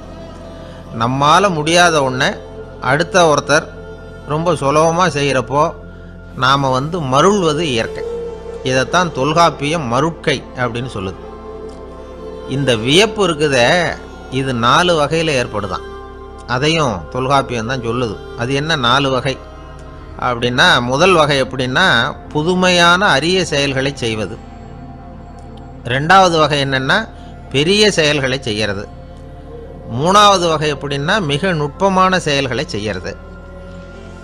4வது வகை ஆக்கம் தரும் செயல்களை செய்கிறது. புதுமை, பெருமை, சிறுமை, ஆக்கமோடு மதினம் சாலா மருட்கை 4 அப்படிங்கிறது தொல்காப்பியம். இன்றைக்கி விஞ்ஞானம் புதுசாக எதையோ கண்டுபிடிச்சிக்கிட்டு இருக்குது. அந்த கண்டுபிடிப்புகளை எல்லாம் பார்க்குறப்போ ஆரம்பத்தில் ஆச்சரியமாக இருக்குது, அதுக்கப்புறம் நமக்கு பழகி போடுது. இப்போ வானொலி பெட்டி புதுசாக வந்தப்போ அதை சுற்றி எவ்வளவு கும்பல், ஒரு பெட்டி பேசுது அப்படிங்கிறது எவ்வளவு வியப்புக்குரிய விஷயம். இப்போ யாரும் வானொலி பெட்டியை ரொம்ப ஆச்சரியத்தோடு பார்க்குறதில்ல. வச்சிருந்தா தான் ஆச்சரியமாக பார்ப்பாங்க சில பேர். இந்த காலத்தில் எப்படி வச்சிருக்கிறாரேன்னு சொல்லி மாறா அதை அலட்சியமாகவும் பார்க்க ஆரம்பிச்சிட்டாங்க. மதினம் சாலா மருட்கை அப்படின்னு ஒரு சொற்றொடர் வருது பாருங்க, அதில் கருத்தாழம் உண்டு. எதை பற்றியும் போதுமான அளவு புரிஞ்சிக்காதப்போ ஒருத்தர் ஆச்சரியப்படுறார். புரிஞ்சுக்கிட்டதுக்கு அப்புறம் ஆச்சரியம் மறைஞ்சு போடுது. மிக நுட்பமான செயல்களும் நம்மளை ஆச்சரியப்பட வைக்குது. ஒரு அரிசியில் ஒரு திருக்குறள் எழுதி காட்டுறாங்க, ஒரு முட்டை ஓட்டுக்குள்ளே ஓவியம் தீட்டி காட்டுறாங்க. கருங்கல் சிற்பங்களில் எவ்வளவு நுட்பமான வேலைப்பாடுகள், அதையெல்லாம் பார்த்து ஆச்சரியப்படுறோம். இது மாதிரியே ஆக்கப்பூர்வமான செயல்களும் நம்மளை வியப்பில் ஆழ்த்தும். குப்பை கூலங்களை கூட வாழ்க்கைக்கு பயன்படுகிற பொருளாக மாற்றுகிறவர்கள் இருக்கிறாங்க. அவங்களுடைய செயல் நமக்கு ஆச்சரியத்தை தருது. இடைக்காட்டு சித்தர்னு ஒருத்தர் இருந்தார். அவர் பாடிய 30 நூலில் ஒரு பாட்டு வருது. ஆற்றல் பிறர் அறிதலின் ஆகம் கிளர்வு உறுதலின் கற்று அறிபாணர் கெழுமிய கோடலின் தோற்றம் உருகவே போற்றல் சால் வியப்பே. ஒருத்தருடைய ஆற்றல் தெரியாமல் இருந்தது, அவருடைய அரிய செயல்களை பார்க்கும்பொழுது வியப்பாக இருந்தது, மனசுக்குள்ள கிளர்ச்சி. பாவலர்கள் இவர்கள் புகழப்பாடி மற்றவர்களும் தெரிந்து கொள்ளுமாறு செய்கிறார்கள். ஆக எல்லா வகையிலையுமே மக்கள் தங்களுடைய வாழ்க்கையில் முன்னேறுவதற்கு வழிகாட்டுகிற ஒரு மெய்ப்பாடு தான் வியப்புங்கிறது. இன்றைக்கி இளைஞர்கள் இதை நல்லா புரிஞ்சுக்கணும். ஆச்சரியப்படுங்கள், ஆச்சரியப்பட வைப்பீர்கள். இந்த காலத்தில் நம்ம எப்படியெல்லாமோ ஆச்சரியப்பட வைக்கிற அதிசய மனிதர்கள் இருக்கிறாங்க. ஒரு ஆளை பிடிச்சி ஜெயிலுக்கு கொண்டுகிட்டு வந்தாங்க. சிறை அதிகாரி அவனை ரொம்பவும் ஆச்சரியமாக பார்த்தார். இவன் கேட்டான், ஏன் சார் அப்படி பார்க்குறீங்க, நான் இப்போ இங்கே வந்தது உங்களுக்கு ஆச்சரியமாக இருக்கா அப்படின்னு கேட்டான். இதுக்கு சிறை அதிகாரி சொன்னார், நீ இப்போ இங்கே வந்ததில் எனக்கு ஒன்றும் ஆச்சரியம் இல்லைப்பா. ஏற்கனவே நீ இங்கேருந்து விடுதலை ஆகி போய் 6 மாதம் ஆச்சு. இவ்வளவு லேட்டாக திரும்பி வர்றியா, அதுதான் எனக்கு ஆச்சரியம் அப்படின்னாராம். இது ஒரு வகையான ஆச்சரியம். ஆனால் வாழ்க்கையில் வியப்புங்கிறது ஒரு தேவைப்படுகிற மெய்ப்பாடு. ஆச்சரியப்படுவோம், ஆச்சரியப்பட வைப்போம். அப்படி இந்த உண்மையை புரிந்து கொண்டோம்னா நம்ம வாழ்க்கையில் வெற்றி நிச்சயம். ஒரு சின்ன பையன் என்னை தேடிட்டு ஓடி வந்தான். ஒரு கதை சொல்லுங்கன்னா, சொந்தமாக எதுவும் தெரியாத என்ன, உங்களுக்கு சொந்தமாக எதுவும் தெரியாதுன்னு எனக்கும் தெரியும் அப்படின்னா. இந்த பையன் அடிக்கடி என்கிட்ட வந்து கதை கேட்குறவன், அதனால் என்னோடய ரகசியம்லாம் அவனுக்கு அத்துப்படி. அதனால தான் அவ்வளவு தெளிவாக அடித்து விட்றான். சரி, இப்போ என்ன செய்யலாம்னு, பழைய கதை ஏதாவது ஒன்று சொல்லுங்களேன்னா. உனக்கு கிருஷ்ணதேவராயரை தெரியுமான்னு. அவர்கிட்ட நேரில் பழக்கம் இல்லை, ஆனால் அவரை பற்றி புஸ்தகத்தில் படிச்சிருக்கேன்னா. சரி, இவங்கிட்ட மேற்கொண்டு பேச்சு கொடுத்தா நம்மளை ஒரு மாதிரி ஆக்கி விடுவான் அப்படிங்கிறத யூகம் பண்ணிக்கிட்டு அவனை உட்கார வச்சு கடைசி வரைக்கும் குறுக்க பேசக்கூடாது அப்படின்னு ஒரு கண்டிஷனையும் போட்டுட்டு அந்த கதையை சொன்னேன். ஒரு சமயம் கிருஷ்ணதேவராயர் சமஸ்தானத்துக்கு ஒரு பெரிய வித்வான் வந்து சேர்ந்தாராம். என்னோட போட்டி போடுறதுக்கு இந்த ஊரில் யாராவது இருக்கீங்களா அப்படின்னு சவால் விட்டாராம். அந்த ஊரில் இருந்த பெரிய பெரிய வித்வான்லாம் இது ஏதுனா வம்பா போச்சுன்னு நினைக்க ஆரம்பிச்சிட்டாங்க. யாரும் அந்த ஆளோட போட்டி போடுறதுக்கு தயாராக இல்லை. எல்லாரும் நடுங்கிக்கிட்டு இருக்கிறாங்க. அந்த நேரத்தில் ஒருத்தன் மட்டும் தைரியமாக முன்னுக்கு வந்தான். அது யாருன்னா தெனாலிராமன். அந்த சமஸ்தானத்தில் விகட கவி அவன். என்ன அனுப்புங்க போட்டிக்கு, நான் ஜெயிச்சு காட்டுறேன்னா. உனக்கு அவ்வளவு தைரியம் இருக்குதா அப்படின்னு கேட்டாங்க. தைரியம் மட்டும்தான் என்கிட்ட இருக்குது, ஆனால் தைரியம் இருந்தால் அதிர்ஷ்டம் தேடிட்டு வருங்கிறது எனக்கு தெரியும் அப்படின்னா. அடுத்த நாள் போட்டி ஆரம்பமாச்சு. அந்த பெரிய வித்வான் வந்து நின்னார். தெனாலிராமன் எதிரில் வந்து நின்னான். அந்த வித்வான் ஒரு விரலை காட்டினார். தெனாலிராமன் பதிலுக்கு 2 விரலை காட்டினான். வித்வான் 3 விரலை காட்டினார். இவன் உடனே 4 விரலை காட்டினான். உடனே 5 விரலை காட்டினார் அவர். தெனாலிராமன் உடனே தன்னுடைய கை முஷ்டியை காட்டினான், கையை மூடி காட்டினான். அவ்வளோதான். அந்த பெரிய வித்வான் கிருஷ்ணதேவராயர் காலில் விழுந்தார். நான் தோத்துட்டேன், என் தோல்வியை ஒத்துக்கிறேன் அப்படின்னு சொல்லிவிட்டார். கிருஷ்ணதேவராயர் அவரை தனியாக அழைச்சிட்டு போய் என்ன நடந்ததுன்னு விசாரித்தார். அந்த வித்வான் விளக்கம் கொடுத்தார். ஆண்டவன் ஒருவன் தான் உண்டுங்கிறத விளக்கிறதுக்காக நான் ஒரு விரலை காட்டினேன். அப்படி இல்லை, சக்தியை சேர்த்தா சக்தி சிவன் 2 பேர் உண்டுன்னு உங்கள் வித்வான் 2 விரலை காட்டினார். மூர்த்திகள் 3 பேருங்கிறதுக்காக நான் 3 விரலை காட்டினேன். வேதங்கள் 4ன்னு சொல்லி அவர் 4 விரலை காட்டினார். பஞ்சபூதங்கள் 5ன்னு நான் 5 விரலை காட்டினேன். அதையெல்லாம் அடக்கி ஆளணும்னு சொல்லி அவர் கையை மூடி உறுதியாக காட்டினார். அடடா, உங்கள் வித்வானுக்கு எப்பேற்பட்ட அறிவு! அவர் தான் ஜெயிச்சார், நான் தோத்துட்டேன் அப்படின்னார் அவர். அப்படி சொல்லிவிட்டு அவர் போயிட்டார். அதுக்கப்புறம் தெனாலிராமனை கூப்பிட்டு என்னப்பா நடந்தது அப்படின்னு கேட்டாராம். அதுக்கு தெனாலிராமன் விளக்கம் கொடுத்துருக்குறான். அவன் முதல்ல என்னை கொன்னுடுவேன்னு அந்த வித்வான் ஒரு விரலை காட்டினான். உடனே ஒரு 2 கண்ணையும் தோண்டி போடுவேங்கிறதுக்காக நான் 2 விரலை காட்டினேன். உனக்கு நாமம் போட்டுருவேன்னு சொல்லி 3 விரலை காட்டினான். அதை அழிச்சிருவேன்னு 4 விரலை காட்டினேன். உன்னை அரைஞ்சிருவேன்னு அவன் 5 விரலை காட்டினான். நான் உங்களை குத்தி போடுவேன்னு சொல்லி கையை மூடி காட்டினேன் அப்படின்னா.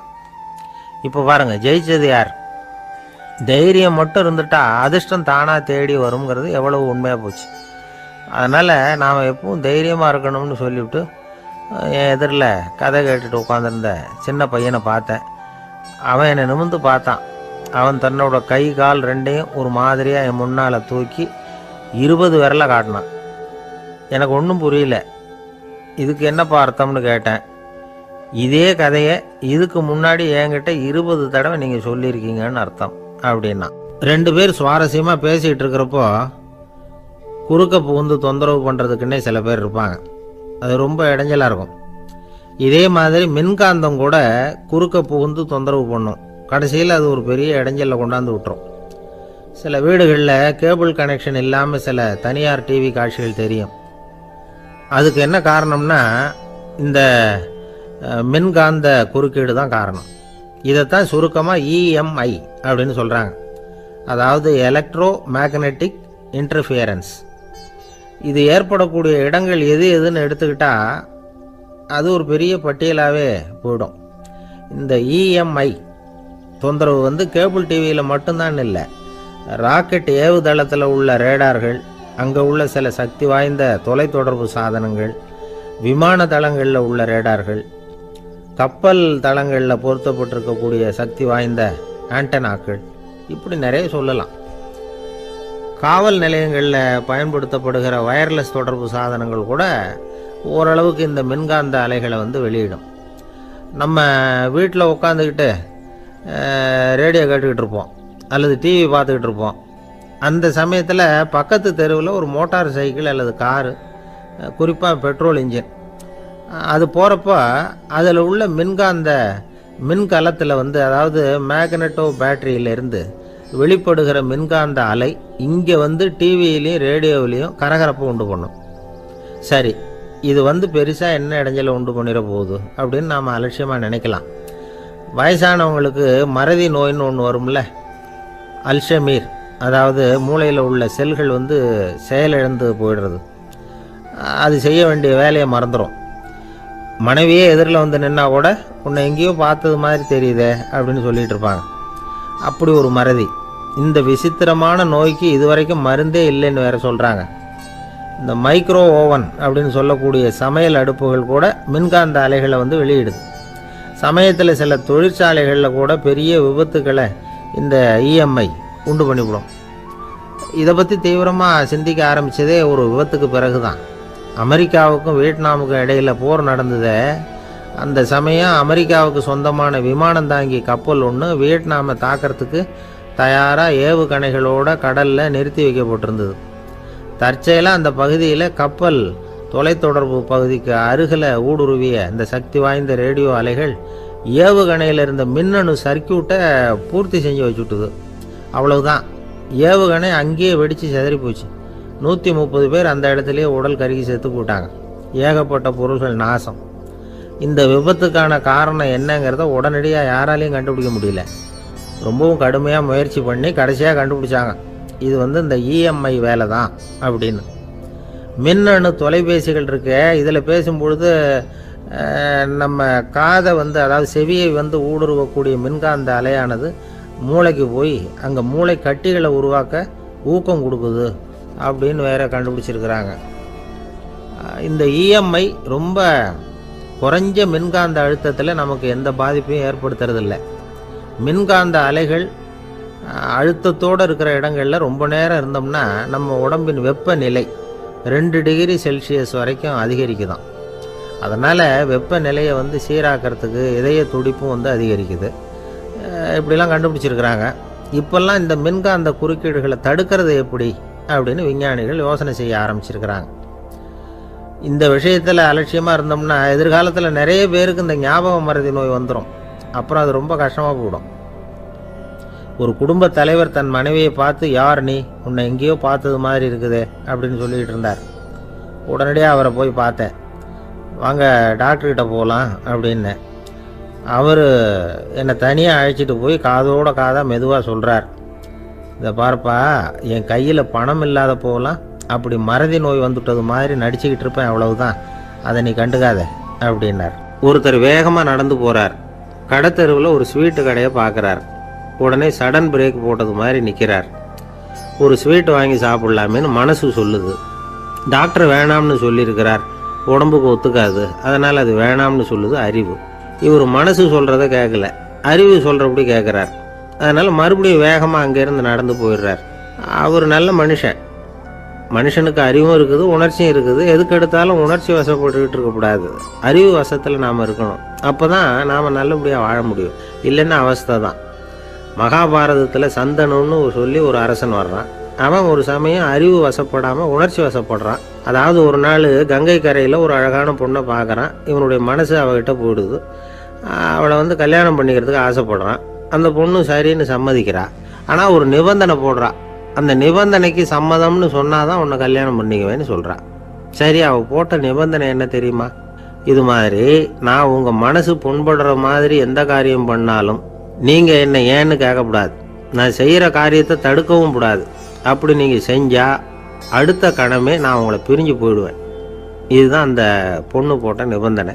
சந்தன அரசன் இந்த நிபந்தனையை ஒத்துக்கலாமா? இதை அறிவுபூர்வமாக யோசிச்சிருந்தா இதுக்கு கட்டுப்பட்டுருக்க மாட்டான். இந்த நிபந்தனைக்கு நான் சம்மதிக்க மாட்டேன்னு தான் சொல்லியிருக்கணும். ஆனால் அவன் அந்த நேரத்தில் உணர்ச்சி வசத்தில் இருந்தான். அதனால் நீ என்ன சொன்னாலும் சரின்னு ஒத்துக்கிட்டான். அவளை கல்யாணம் பண்ணிக்கிட்டான். இதனால் என்ன ஆச்சு?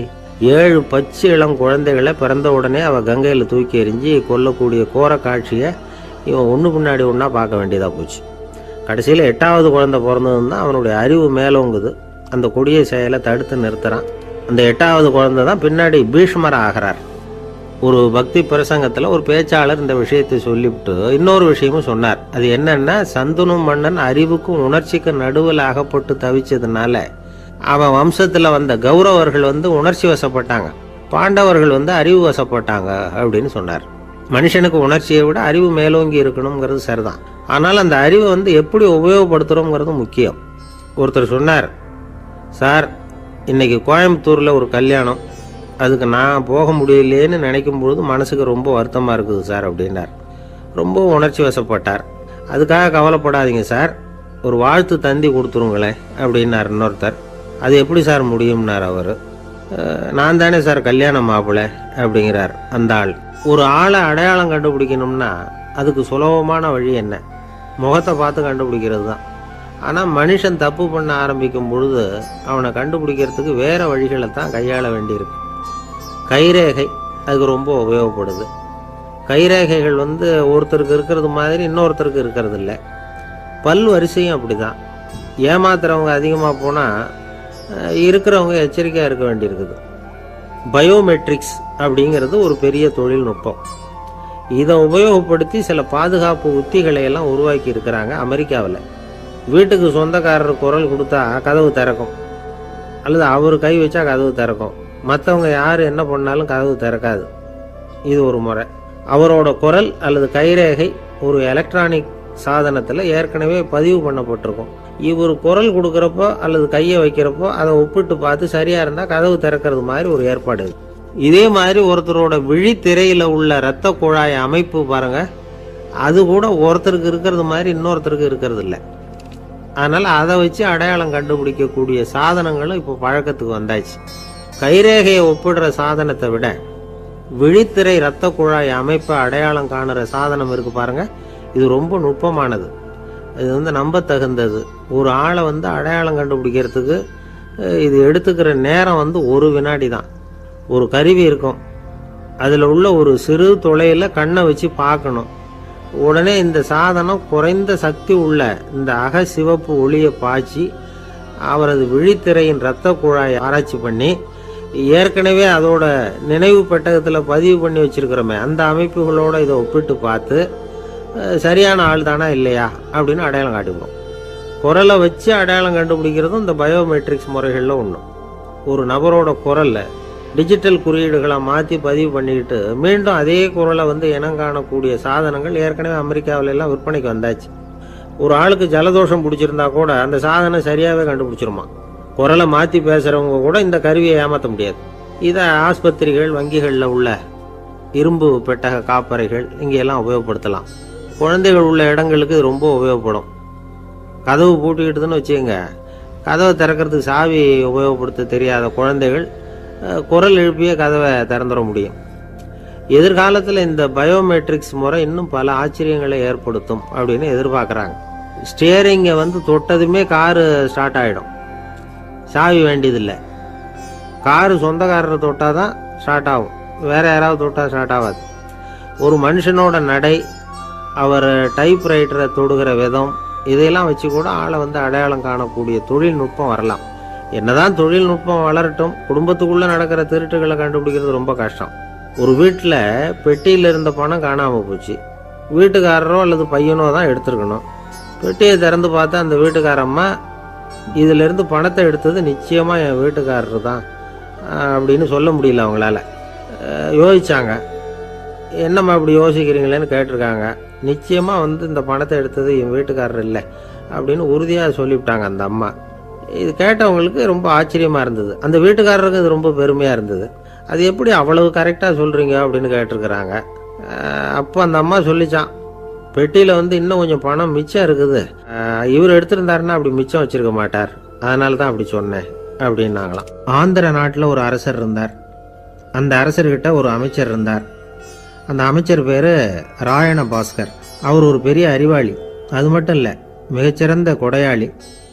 யார் எது கேட்டாலும் இல்லைன்னு சொல்ல மாட்டாராம்.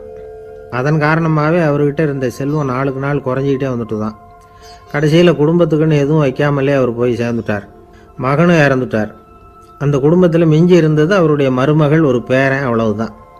இருந்த ஒரே சொத்து பழுதடைஞ்ச ஒரு வீடு. அந்த அம்மா மற்ற வீடுகளில் வேலை செஞ்சு தன்னுடைய பிள்ளைய படிக்க வச்சுக்கிட்டு வராங்க. அந்த புள்ள ஒரு பெரிய வள்ளலுடைய பேரன்கிறது அந்த பள்ளி வாத்தியார்களுக்கும் தெரியும். அதனால் அவங்களும் இவங்ககிட்ட கொஞ்சம் அன்பாகவும் அக்கறையாகவும் பழகி பாடம் சொல்லி கொடுத்துக்கிட்டு இருக்கிறாங்க. ஒரு நாள் ஒரு புகழ்பெற்ற கவிஞர் ஒருத்தர் அந்த பள்ளிக்கூடத்துக்கு வந்திருக்கிறார். ஆசிரியர்கள்கிட்ட பேசிக்கிட்டு இருந்தப்போ ஒரு செய்தியை சொன்னாராம். ராயண பாஸ்கருங்கிற வள்ளல் எனக்கு நிறைய உதவிகள் செஞ்சுருக்கார், என்னை பாராட்டி பரிசுகள்லாம் கொடுத்துருக்கிறார்.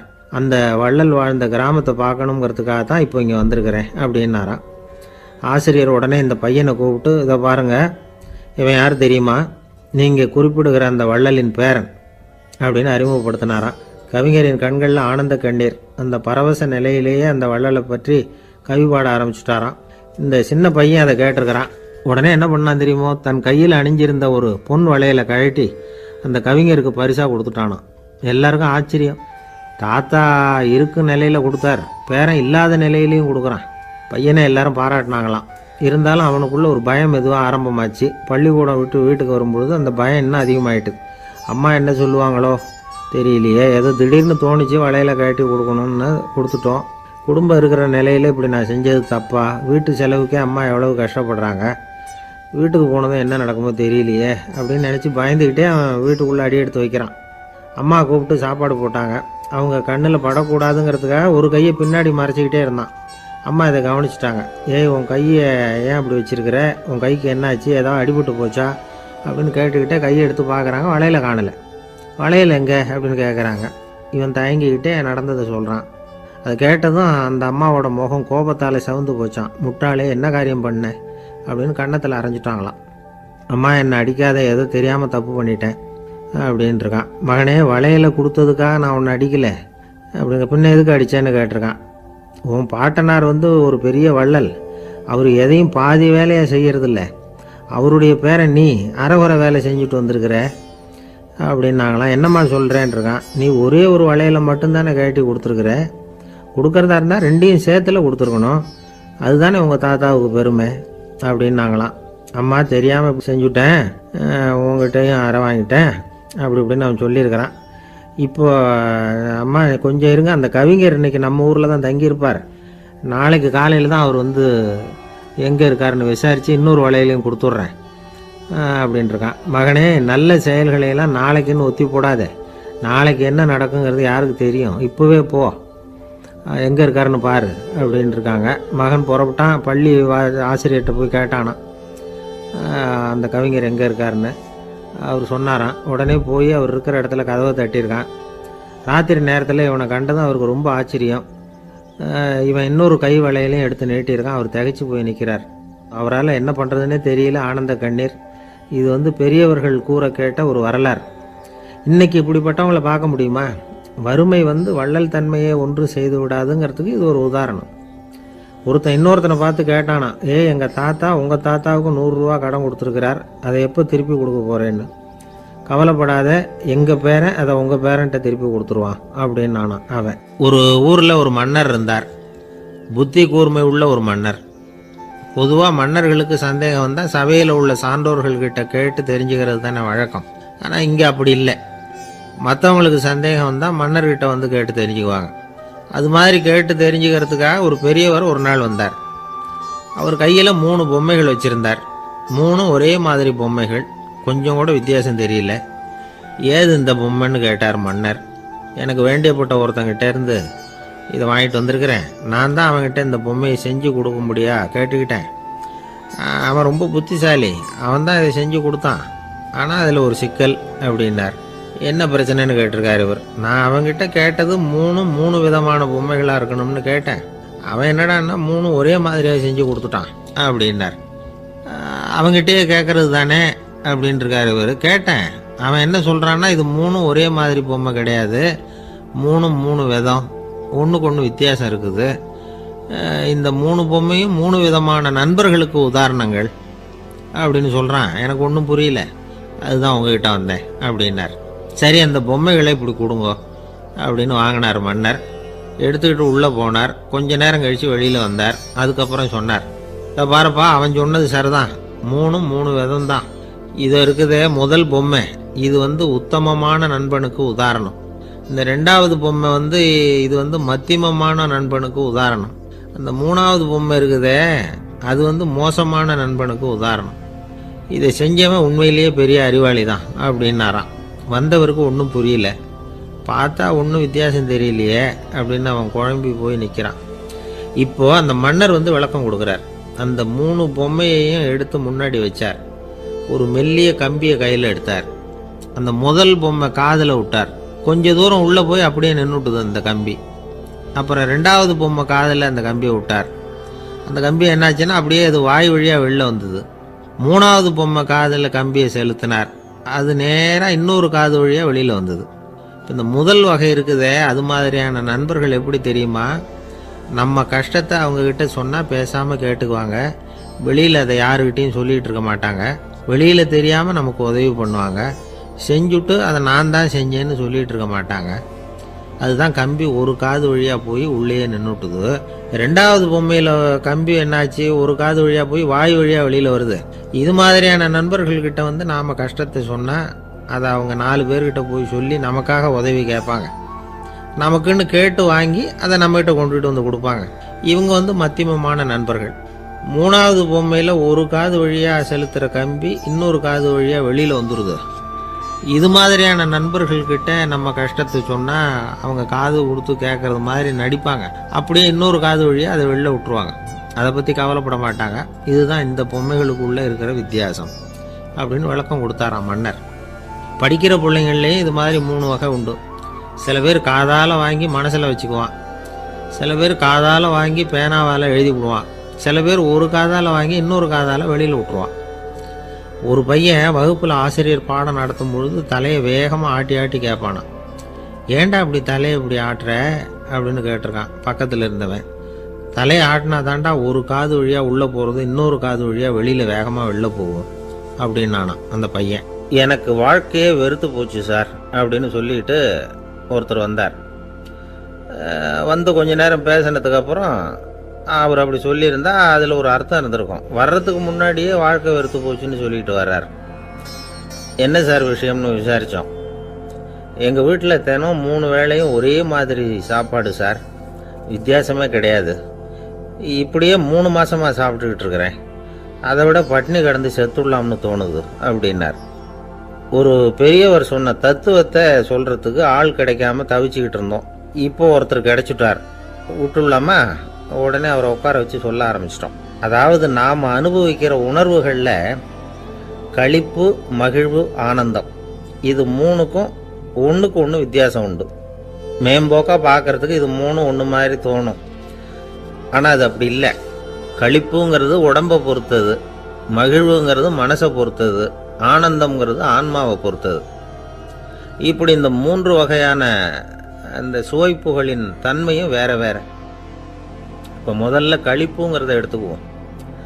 நம்ம புலன்களுக்கு களிப்பை தரக்கூடிய பொருள்களுக்கு சில விசேஷ குணம் உண்டு.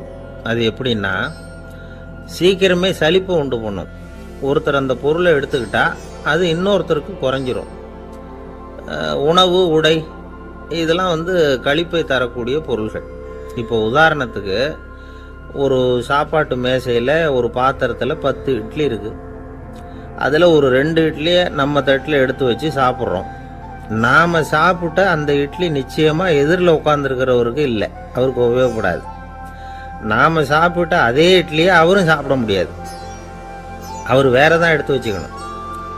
அது மாதிரி நாம் ஒரு சட்டையை எடுத்து போட்டுக்கிறோம்.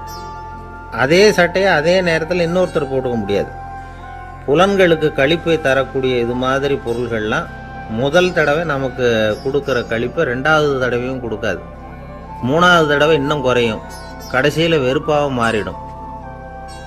ஒவ்வொன்றா இட்லியை தொடர்ந்து சாப்பிட்றோம்னு வச்சுக்கோங்க, முதல் இட்லி தரக்கூடிய சுவையை 30வது இட்லி தராது. முதல் தடவை புது சட்டையை போட்டுக்கிறப்போ நமக்கு இருக்கிற களிப்பு அதே சட்டையை 100வது தடவையாக போட்டுக்கிறோம்னு வைங்க, அப்போ இருக்குமா? இருக்காது. இதுதான் களிப்பு. அதாவது சீக்கிரமே சலிப்பை தரக்கூடியது. ஒருத்தர் எடுத்துக்கிட்டால் இன்னொருத்தருக்கு குறைஞ்சி போகக்கூடியது. ஆனால் மகிழ்ச்சிங்கிறது அப்படி இல்லை. ஒருத்தர் அனுபவிக்கிறதுனால இன்னொருத்தருக்கு குறைஞ்சி போகாது. இப்போ காலையில் சூரியன் உதயம் ஆகிறத பார்த்து சந்தோஷப்படுறோம், அதையே இன்னொருத்தரும் பார்த்து சந்தோஷப்படலாம். ஒரு நல்ல சங்கீதத்தை கேட்குறோம், ஒரு அழகான ஓவியத்தை ரசிக்கிறோம், நீங்கள் ரசிக்கிற அதே நேரத்தில் இன்னொருத்தரும் அதை ரசிக்கலாம். அதனால் அது குறைஞ்சி போகிறதில்ல. இது மகிழ்வு. ஆனால் ஒன்று, ஒரே பாடலை திரும்ப திரும்ப கேட்டுக்கிட்டு இருந்தால் கடைசியில் அலுப்பு தட்டும். அதாவது மகிழ்வுங்கிறது எப்படின்னா, மற்றவங்களோட பகிர்ந்து கொள்றதுனால குறையாது. ஆனால் ஒரே பொருள் மீண்டும் மீண்டும் அனுபவிப்ப தர்றப்போ முதல்ல மகிழ்வு அதிகரித்து அதுக்கப்புறம் அது மங்கி மறைஞ்சு போயிடும். இதுதான் அந்த மகிழ்வுங்கிறதுக்கு இலக்கணம். சரி, இப்போ மூணாவதாக சுகம் தரக்கூடிய ஆனந்தம்ங்கிறது எப்படின்னா, இது நமக்கு உள்ளே இருந்து சுரக்கிறது.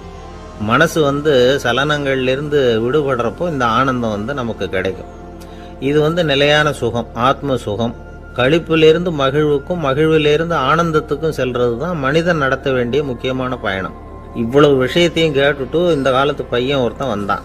சார், இப்போ நீங்கள் ஒரு சாப்பாட்டு மேசையில் ஒரு 10 இட்லி வைக்கிறீங்க, என்ன உட்கார வைங்க, எதிரில் இன்னொருத்தனை உட்கார வைங்க, நான் களிப்பு மகிழ்வுலாம் தாண்டி நேரடியாக ஆனந்தத்துக்கு பயணம் பண்ணி காட்டுறேன் அப்படின்னா. ஒன்றும் புரியல அவன் சொன்னது. அது எப்படி, என்ன பண்ணுவ நீ அப்படின்னு சொல்லி கேட்டோம் ஆச்சரியமா.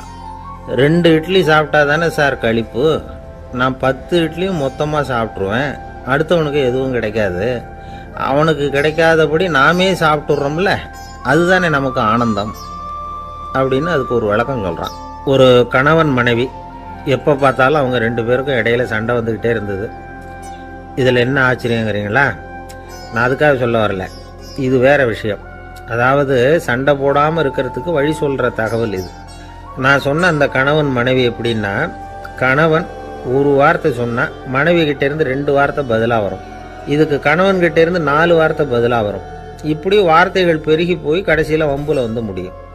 அந்த அம்மா பொறுத்து பார்த்தாங்க, அவங்களால தாக்கு பிடிக்க முடியல. பக்கத்து வீட்லேயும் ஒரு கணவன் மனைவி இருந்தாங்க, அவங்களுக்குள்ள சண்டை வர்றதில்லை. அது எப்படி அவங்களால மட்டும் சண்டை போடாமல் இருக்க முடியுது அப்படின்னு இந்த அம்மாவுக்கு ஆச்சரியம். ஒரு நாள் நேராக பக்கத்து வீட்டு அம்மாக்கிட்டே போய், ஏம்மா, நீங்கள் எப்படி கணவனும் மனைவியும் சண்டை போட்டுக்காமல் இருக்கிறீங்க, அது எப்படி முடியுது உங்களால் அப்படின்னு கேட்டாங்க. அதுக்குன்னு ஒரு மருந்து இருக்குது, அதை சாப்பிட்டா சண்டை வராது அப்படின்னாங்க அவங்க. சரிங்க, அந்த மருந்தை அவர் சாப்பிட மாட்டேன்னு சொல்லிட்டா என்ன பண்ணுறது அப்படின்னு கேட்டிருக்கிறாங்க இவங்க. அந்த மருந்து அவருக்கு இல்லைம்மா, உனக்கு தான் அப்படின்னாங்களாம் அவங்க. அப்படியா, அப்படின்னா கொடுங்க, ரொம்ப நல்லதாக போச்சு, அதை எப்படி சாப்பிட்றதுங்கிற விவரத்தையும் சொல்லுங்கள், எங்கே அது கிடைக்குங்கிறதையும் சொல்லுங்கள், வாங்கிக்கிறேன் அப்படின்னு கேட்டாங்களாம் இவங்க. வேறு எங்கேயும் போய் வாங்க வேண்டாம், என்கிட்டே இருக்க அந்த மருந்து, அதில் கொஞ்சம் தர்றேன், வாங்கி வச்சுக்க.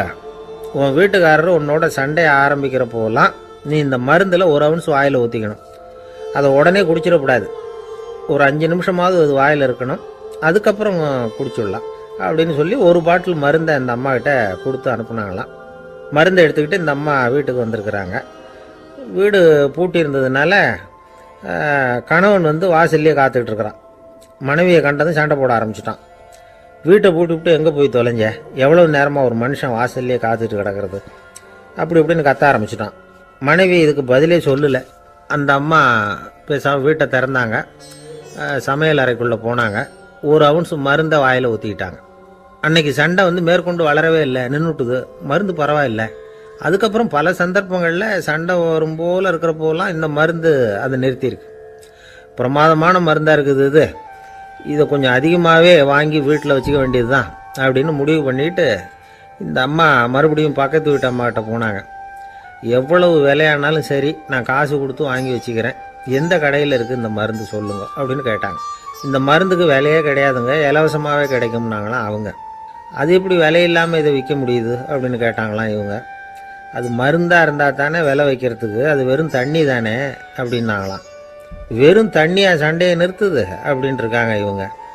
அது சண்டையை நிறுத்தலை, உன்னோட மௌனம் தான் சண்டையை நிறுத்துது. நீ வாயில் தண்ணியை வச்சுக்கிறதுனால எதிர்த்து பேசுறதில்ல, அதனால் உன்னுடைய கணவர் கோபம் சாந்தமாயிடுது அப்படின்னாங்களாம் அவங்க. இந்த கதையிலேருந்து சண்டையை நிறுத்துற மருந்து எதுன்னு தெரிஞ்சுக்கிட்டோம் இல்லையா. ஒருத்தர் என்ன பண்ணாரு, பாட்டிலில் வந்து தண்ணியை ஊற்றி வச்சுக்கிட்டு அவர்கிட்ட வர்றவங்களுக்கெல்லாம் இதை சிபாரிசு பண்ணலாம்னு நினச்சிக்கிட்டு உட்காந்துருந்தார். ஒரு அம்மா வந்தாங்க. இதை கேட்டுவிட்டு இதையே ஒரு மருந்து மாதிரி கொடுக்கலாம்ங்கிறது அவர் முடிவு. அதனால் பாட்டிலில் தண்ணியை அடைச்சி வச்சுக்கிட்டு அதில் கலருக்காக என்னத்தையோ ஒரு ஜீரகம் அது மாதிரி எதையாவது கலந்து வச்சுக்கிட்டு ஒரு மருந்து மாதிரி ஒரு பாவனையில் வச்சுக்கிட்டு உட்காந்துருக்காரு. யாராவது வீட்டில் சண்டைன்னா என்கிட்ட வாங்க மருந்து தரேன்னு.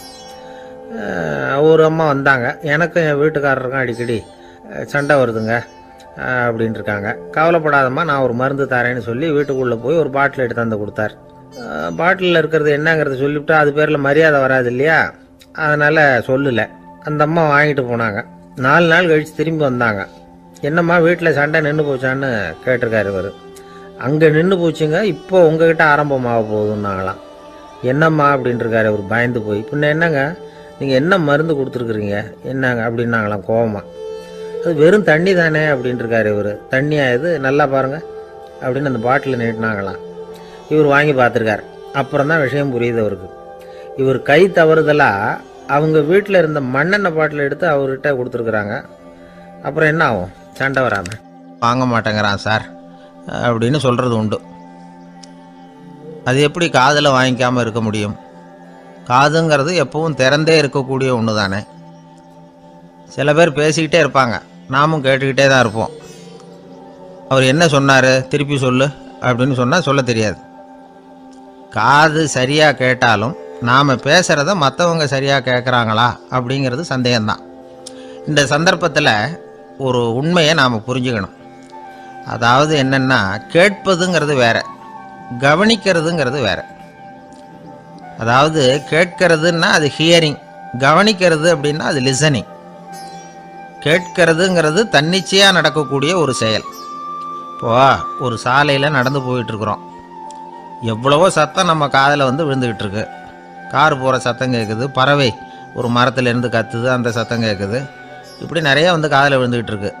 ஆனால் கவனிக்கிறதுங்கிறது எப்படின்னா, நம்ம முழு மனசை செலுத்தி உன்னிப்பாக கேட்கறது. எத்தனையோ சத்தத்துக்கு நடுவில் தன்னுடைய குழந்தை அழற சத்தத்தை தாய் தெரிஞ்சுக்க முடியுது இல்லையா, அது மாதிரி. விவரம் தெரிஞ்சவங்கலாம் என்ன சொல்கிறாங்கன்னா, கவனித்தல் அதாவது லிசனிங் அப்படிங்கிற செயலில் 3 அம்சங்கள் இருக்கிறதாக சொல்கிறாங்க. அது என்ன 3 அம்சங்கள் அப்படின்னா, முதல்ல காதால் கேட்கறது, இது முதல் அம்சம்.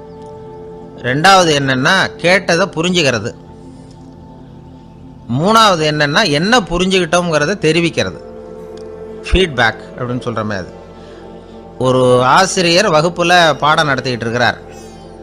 வெறுமனே கேட்குற குழந்தை ஒரு காதால் வாங்கி இன்னொரு காதால் விட்டுடும். அதாவது கேட்குற குழந்தை அப்படி செய்யும். ஆனால் கவனிக்கிற குழந்தை கேட்டதை புரிஞ்சுக்கும். என்ன புரிஞ்சுக்கிட்டேன்னு கேட்டால் பதில் சொல்லும். இதுதான் கேட்குறதுக்கும் கவனிக்கிறதுக்கும் உள்ள வித்தியாசம். ஒரு புள்ளி விவர கணக்கு என்ன சொல்லுது தெரியுமா? ஒரு மனிதன் எழுதுறது மூலமாக 6% அறிவை பெருக்கிக்கிறானா. எழுதுறது மூலமாக. படிக்கிறது மூலமாக 19% அறிவை பெருக்கிக்கிறானா. பேசுறது மூலமாக 30% அறிவை பெருக்கி கொள்ளுகிறான் அப்படின்னு சொல்கிறாங்க. ஆனால் பாருங்கள், கவனிக்கிறது மூலமாக 45% அறிவை பெருக்கி கொள்ளுகிறான் அப்படிங்கிறது புள்ளி விவரம். அதனால் வந்து கற்றலின் கேட்டல் நன்று அப்படின்னு சொல்கிறாங்க இல்லையா, அது இதுதான். அதனால் கவனிக்கிறது மூலமாக அதிக அறிவை நாம் வந்து பெருக்கி கொள்ள முடியும். கேள்வி ஞானம்தான் ரொம்ப சிறந்தது அப்படிங்கிறார் வள்ளுவர். அதாவது கவனித்து கேட்கணும், அதுதான் முக்கியம். மற்றவங்க சொல்கிறத நல்லா கவனிக்க முடியாதபடிக்கு நாமே சில தடைகளை ஏற்படுத்திக்கிறோம். அல்லது நம்ம அறியாமலே அப்படி ஒரு தடை உண்டாயிடுது. அந்த தடைகளை தாண்டணும் அல்லது தகர்த்து எறியணும் அப்படிங்கிறது பெரியவர்கள் சொல்லுகிற யோசனை. அது என்ன தடைகள் அப்படின்னா, நமக்கு தெரியாத இவர் என்ன சொல்லிட போகிறார் அப்படிங்கிற நினப்பு, இது ஒரு தடை. சொல்லி முடிக்கிறதுக்கு முன்னாடியே குறுக்க பேசுறது, மனசை அங்கேயும் இங்கேயும் அலையிறது, இதெல்லாம் தான் தடைகள். ஆசிரியர் பாடம் நடத்துகிறார் அப்படின்னா மாணவர்கள் அக்கறையாக கவனிக்கணும். அப்போ தான் பரீட்சையில் பாஸ் ஆக முடியும். வீட்டுக்குள்ள கணவன் சொல்கிறத மனைவி கவனித்து கேட்கணும், மனைவி சொல்கிறத கணவன் கவனித்து கேட்கணும், இல்லைன்னா குழப்பமாயிடும். ஒரு அம்மா கோயிலுக்கு போனாங்க. சேலையில் ஒரு முடிச்சு போட்டிருந்தாங்க. எதுக்கு சேலையில் முடிச்சு போட்டு வச்சுருக்குறீங்க அப்படின்னு கேட்டாங்க. எங்கள் வீட்டுக்காரர் ஒரு கடிதத்தை மறக்காமல் தபால் போட்டியில் போட்டுடணும்னு சொன்னார். ஞாபகத்துக்காக முடிச்சு போட்டு வச்சுருக்கிறேன் அப்படின்னாங்க. கடிதத்தை பெட்டியில் போட்டுட்டிங்களா அப்படின்னு கேட்டாங்க. அது எப்படிங்க முடியும், அவர் கடிதத்தை என்கிட்ட கொடுக்க மறந்துட்டாரே அப்படின்னாங்களாம். அதனால் மறக்கப்படாதுன்னு நினச்சிக்கிட்டே மறந்து விடுறது இப்படி ஒரு வாழ்க்கை. அதனால் வாழ்க்கையில் நமக்கு இருக்கிறது செவிச்செல்வம் ரொம்ப முக்கியமானது. நிறைய கேட்கணும், சொல்கிறத விட கேட்கணும், கேட்கிறத விட முக்கியம் கவனிக்கிறது. அப்படி கவனிக்கிறது மூலமாக நம்முடைய வாழ்க்கையில் வெற்றி பெறணும். அங்கே நபிகள் நாயகம் உட்கார்ந்துருக்கிறார். அந்த சமயம் அம்மா அங்கே வர்றாங்க. அவங்க கையில் திராட்சை பழ கொத்து அதை கொண்டுக்கிட்டு வந்து நபிகள்கிட்ட கொடுக்குறாங்க. சாப்பிடுங்க அப்படின்னு சொல்லி ரொம்ப அன்பாக வேண்டிக்கிறாங்க. நபிகள் நாயகமும் ரொம்ப பிரியமாக அதை வாங்கிக்கிட்டார். அதுக்கப்புறம் அதை சாப்பிட ஆரம்பித்தார். நபிகள் நாயகம் மதீனாவில் தங்கியிருந்தப்போ இது மாதிரி நிறைய பேர் பழங்களையும் தின்பண்டங்களையும் கொண்டுகிட்டு வந்து கொடுக்கறது வழக்கம். நபிகள் நாயகம் என்ன பண்ணுவார்னா அதையெல்லாம் வாங்குவார். உடனே பக்கத்தில் இருக்கிற தோழர்கள் எல்லாருக்கும் பகிர்ந்து கொடுப்பார், தானும் சாப்பிடுவார். இதுதான் எப்போதும் வழக்கம். ஆனால் இந்த தடவை என்னாச்சு தெரியுமா, அவர் அப்படி பண்ணலை. ஒவ்வொரு பழமாக எடுத்து தானே சாப்பிட்டுக்கிட்டு இருக்கிறார். அவர் விருப்பமாக சாப்பிடுகிற காட்சியை ஆசை தீர பார்த்துக்கிட்டு இருந்தாங்க அந்த வயசான அம்மா, அந்த பழத்தை கொடுத்தவங்க. அவங்களுக்கு ரொம்ப மகிழ்ச்சியாக இருந்தது, மன நிறைவாக இருந்தது. நாம் ஆசையாக கொண்டுகிட்டு வந்து கொடுக்குற பழத்தை நபிகள் நாயகம் இவ்வளோ பிரியமாக சாப்பிட்றாரே அப்படின்னு நினச்சி ரொம்ப சந்தோஷப்பட்டாங்க. அதுக்கப்புறம் அங்கேருந்து அவங்க புறப்பட்டு போயிட்டாங்க. அந்த அம்மா போனதுக்கப்புறம் பக்கத்தில் இருந்த தோழர்கள் பேச ஆரம்பித்தாங்க. ஏன்னா அவங்களுக்கு சந்தேகம், இன்றைக்கி வித்தியாசமாக நடந்துக்கிட்டாரே அப்படின்னு. அண்ணலே, எது உங்களுக்கு வந்தாலும் எங்கள் எல்லாருக்கும் கொடுத்துட்டு தான் நீங்கள் சாப்பிடுவீங்க. இன்றைக்கி மட்டும் நீங்கள் அப்படி செய்யலையே, எல்லா பழத்தையும் நீங்களே சாப்பிட்டீங்களே, அதுக்கு என்ன காரணம் அப்படின்னு கேட்டாங்க. இப்படி கேட்குறதுனால நாயகம் அதை தப்பாக புரிஞ்சிக்க மாட்டார் அப்படிங்கிறது அவங்களுக்கு தெரியும். யாரும் எதையும் அவர்கிட்ட கேட்கலாம், அப்படி கேட்குறதுக்கு உரிமை உண்டு. இந்த ஜனநாயக முறைகளுக்கு அவர்கள் கொடுத்த மரியாதை இது. தோழர்களின் கேள்விக்கு நபிகள் பதில் சொல்ல ஆரம்பித்தார். நண்பர்களே, அந்த அம்மா ரொம்ப பிரியமாக அந்த பழங்களை என்கிட்ட கொண்டுகிட்டு வந்து கொடுத்தாங்க. முதல்ல ஒரு பழத்தை எடுத்து வாயில் போட்டு பார்த்தேன். அது ரொம்ப புளிப்பாக இருந்தது, சாப்பிட்றது ரொம்ப கஷ்டம். உங்ககிட்ட யாருக்காவது அதை கொடுத்துருந்தா அதில் வாயில் போட்டதும் புளிப்பு தாங்காமல் முகம் சுழிச்சிருப்பீங்க. அதை அந்த அம்மா பார்த்துட்டாங்கன்னா வருத்தப்பட்டிருப்பாங்க. ஆசையாக கொண்டுகிட்டு வந்து நமக்கு கொடுத்துருக்குறாங்க. அவங்க அன்பான மனசை நோகடிக்கிறதுக்கு நான் விருப்பப்படலை. அதனால் முகம் சுளிக்காமல் சாப்பிட்ணுமேங்கிறதுக்காகத்தான் அந்த பழங்கள் பூராவே நானே சாப்பிட்டுட்டேன் அப்படின்னு புன்முறுவலோடு பதில் சொன்னாராம் நபிகள் நாயகம்.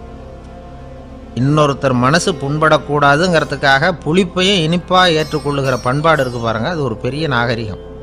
அது எல்லாருக்கும் சுலபமாக வந்துடாது. நல்லா இருக்கிற பழத்தையே என்ன இவ்வளவு மோசமாக இருக்கேன்னு சொல்லுகிறவர்கள் தான் நம்மக்கிட்ட அதிகம். இந்த காலத்தில் இல்வாழ்க்கையில் இந்த நாகரிகத்தை சில பேர் கடைப்பிடிக்கிறது உண்டு. நல்லா இருக்க இல்லையோ முகம் சுளிக்காமல் சாப்பிட்ருவாங்க. ஏன்னு கேட்டால், எதுக்காக சார் வீண் வம்பு, ஏதோ நமக்குன்னு கொடுத்து வச்சது அவ்வளவுதான் அப்படின்னு நினச்சிக்கிட்டு போக வேண்டியது தானே அப்படிம்பாங்க. இவங்கெல்லாம் கூட ஒரு விதத்தில் பண்பாடு தெரிஞ்சவர்கள் தான். இப்போ ஒரு ஆள் ஊரெலாம் சுற்றி விட்டு கடைசியில் அழுத்து போய் ஒரு ஹோட்டலுக்குள்ளே நுழைஞ்சானான். ரொம்ப களைப்பாக இருந்தது அவனுக்கு. அதனால் ரொம்ப களைப்படைஞ்சு போய் ஒரு நாற்காலியில் போய் உட்காந்துருக்கிறான். இவனை பார்த்ததும் சர்வர் ஓடி வந்தார். சார், உங்களுக்கு என்ன வேணும்னு கேட்டார். எனக்கு தேவை 2 தோசையும் கொஞ்சம் அன்பான வார்த்தைகளும் அப்படின்னா. சர்வர் உள்ளே போனார், 2 தோசையை கொண்டாந்து வச்சார். அன்பான வார்த்தை கேட்டனே அப்படின்னா இவன். சர்வர் ரொம்ப பணிவாக குனிஞ்சி இவன் காதோரமாக சொன்னார், ஐயா, இந்த தோசையை சாப்பிட்றாதீங்க, புளிச்சு போன பழைய மாவு அப்படின்னார். இது பாருங்கள், அன்பான வார்த்தையும் 2 தோசையும் கேட்டார், கொண்டாந்து கொடுத்துட்டார். இப்படி இருக்கிறவர்களும் இன்றைய மனிதர்களில் அதிகம். அதனால் மனிதர்கள் ஒவ்வொருத்தரும் ஒவ்வொரு விதம். நம்மக்கிட்ட பிரியமாக நடந்துகிறவர்கள் மனம் கோணும்படி நாம் நடந்து கொள்ளக்கூடாது அப்படிங்கிறது தான் நபிகள் நாயகம் அவருடைய செயல் மூலமாக நமக்கு உணர்த்தி இருக்கிற வாழ்வியல் உண்மை. கழுதிய நண்பர்கள் எங்கே போனாலும் சேர்ந்தே போவாங்க வருவாங்க. அப்போது அந்த கழுதை கொஞ்சம் கவலையோடு பேச ஆரம்பிச்சுதான். அதோ பாரு, அங்கே ஒரு புதர் தெரியுது இல்லையா, இந்த புதருக்குள்ளே ஒரு சிங்கம் இருக்குது.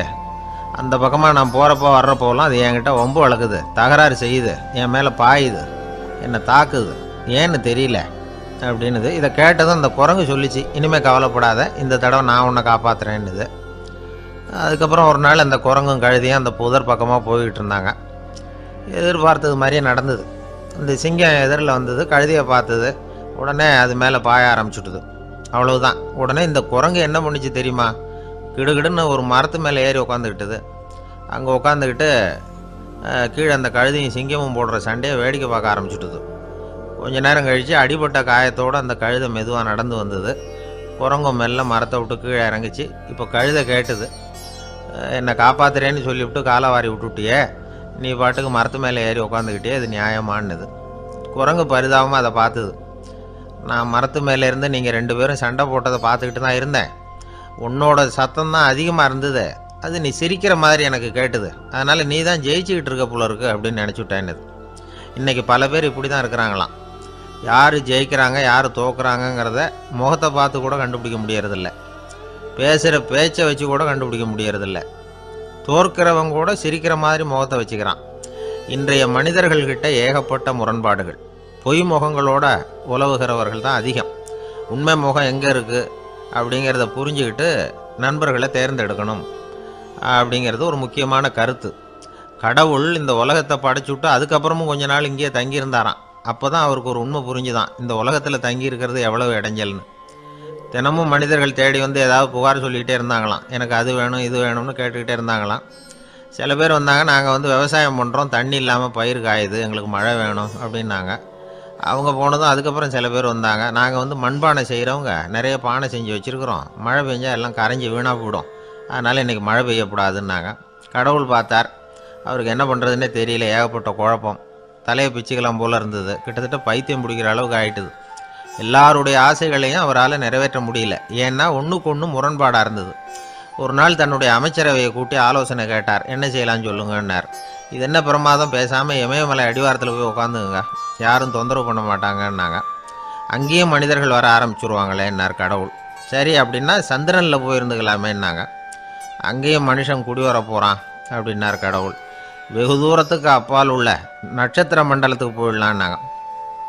இதெல்லாம் நிரந்தர தீர்வாகாது, நிரந்தரமாக இந்த மனிதனுடைய தொல்லையிலேருந்து நான் விடுபடணும், அதுக்கு ஏதாவது வழி சொல்லுங்கன்னார் கடவுள். ஒரு வயசான ஆள் வந்தார். கடவுளுக்கு காதோட காதாக ஒரு வழியை சொன்னார். கடவுளுக்கு முகம் மலர்ந்தது. அதுதான் சரி, அப்படியே செஞ்சுடலான்னார். அந்த ஆள் சொன்ன ரகசியம் என்ன தெரியுமா, மனிதனால் அடைய முடியாத ஒரு இடம் இருக்குது, அது வேறு எங்கேயும் இல்லை, அவனுக்கு உள்ளே இருக்குது, அங்கே போய் மறைஞ்சிங்க, அதுக்கப்புறம் மனிதர்களால் உங்களுக்கு தொந்தரவு இருக்காதுன்னார்.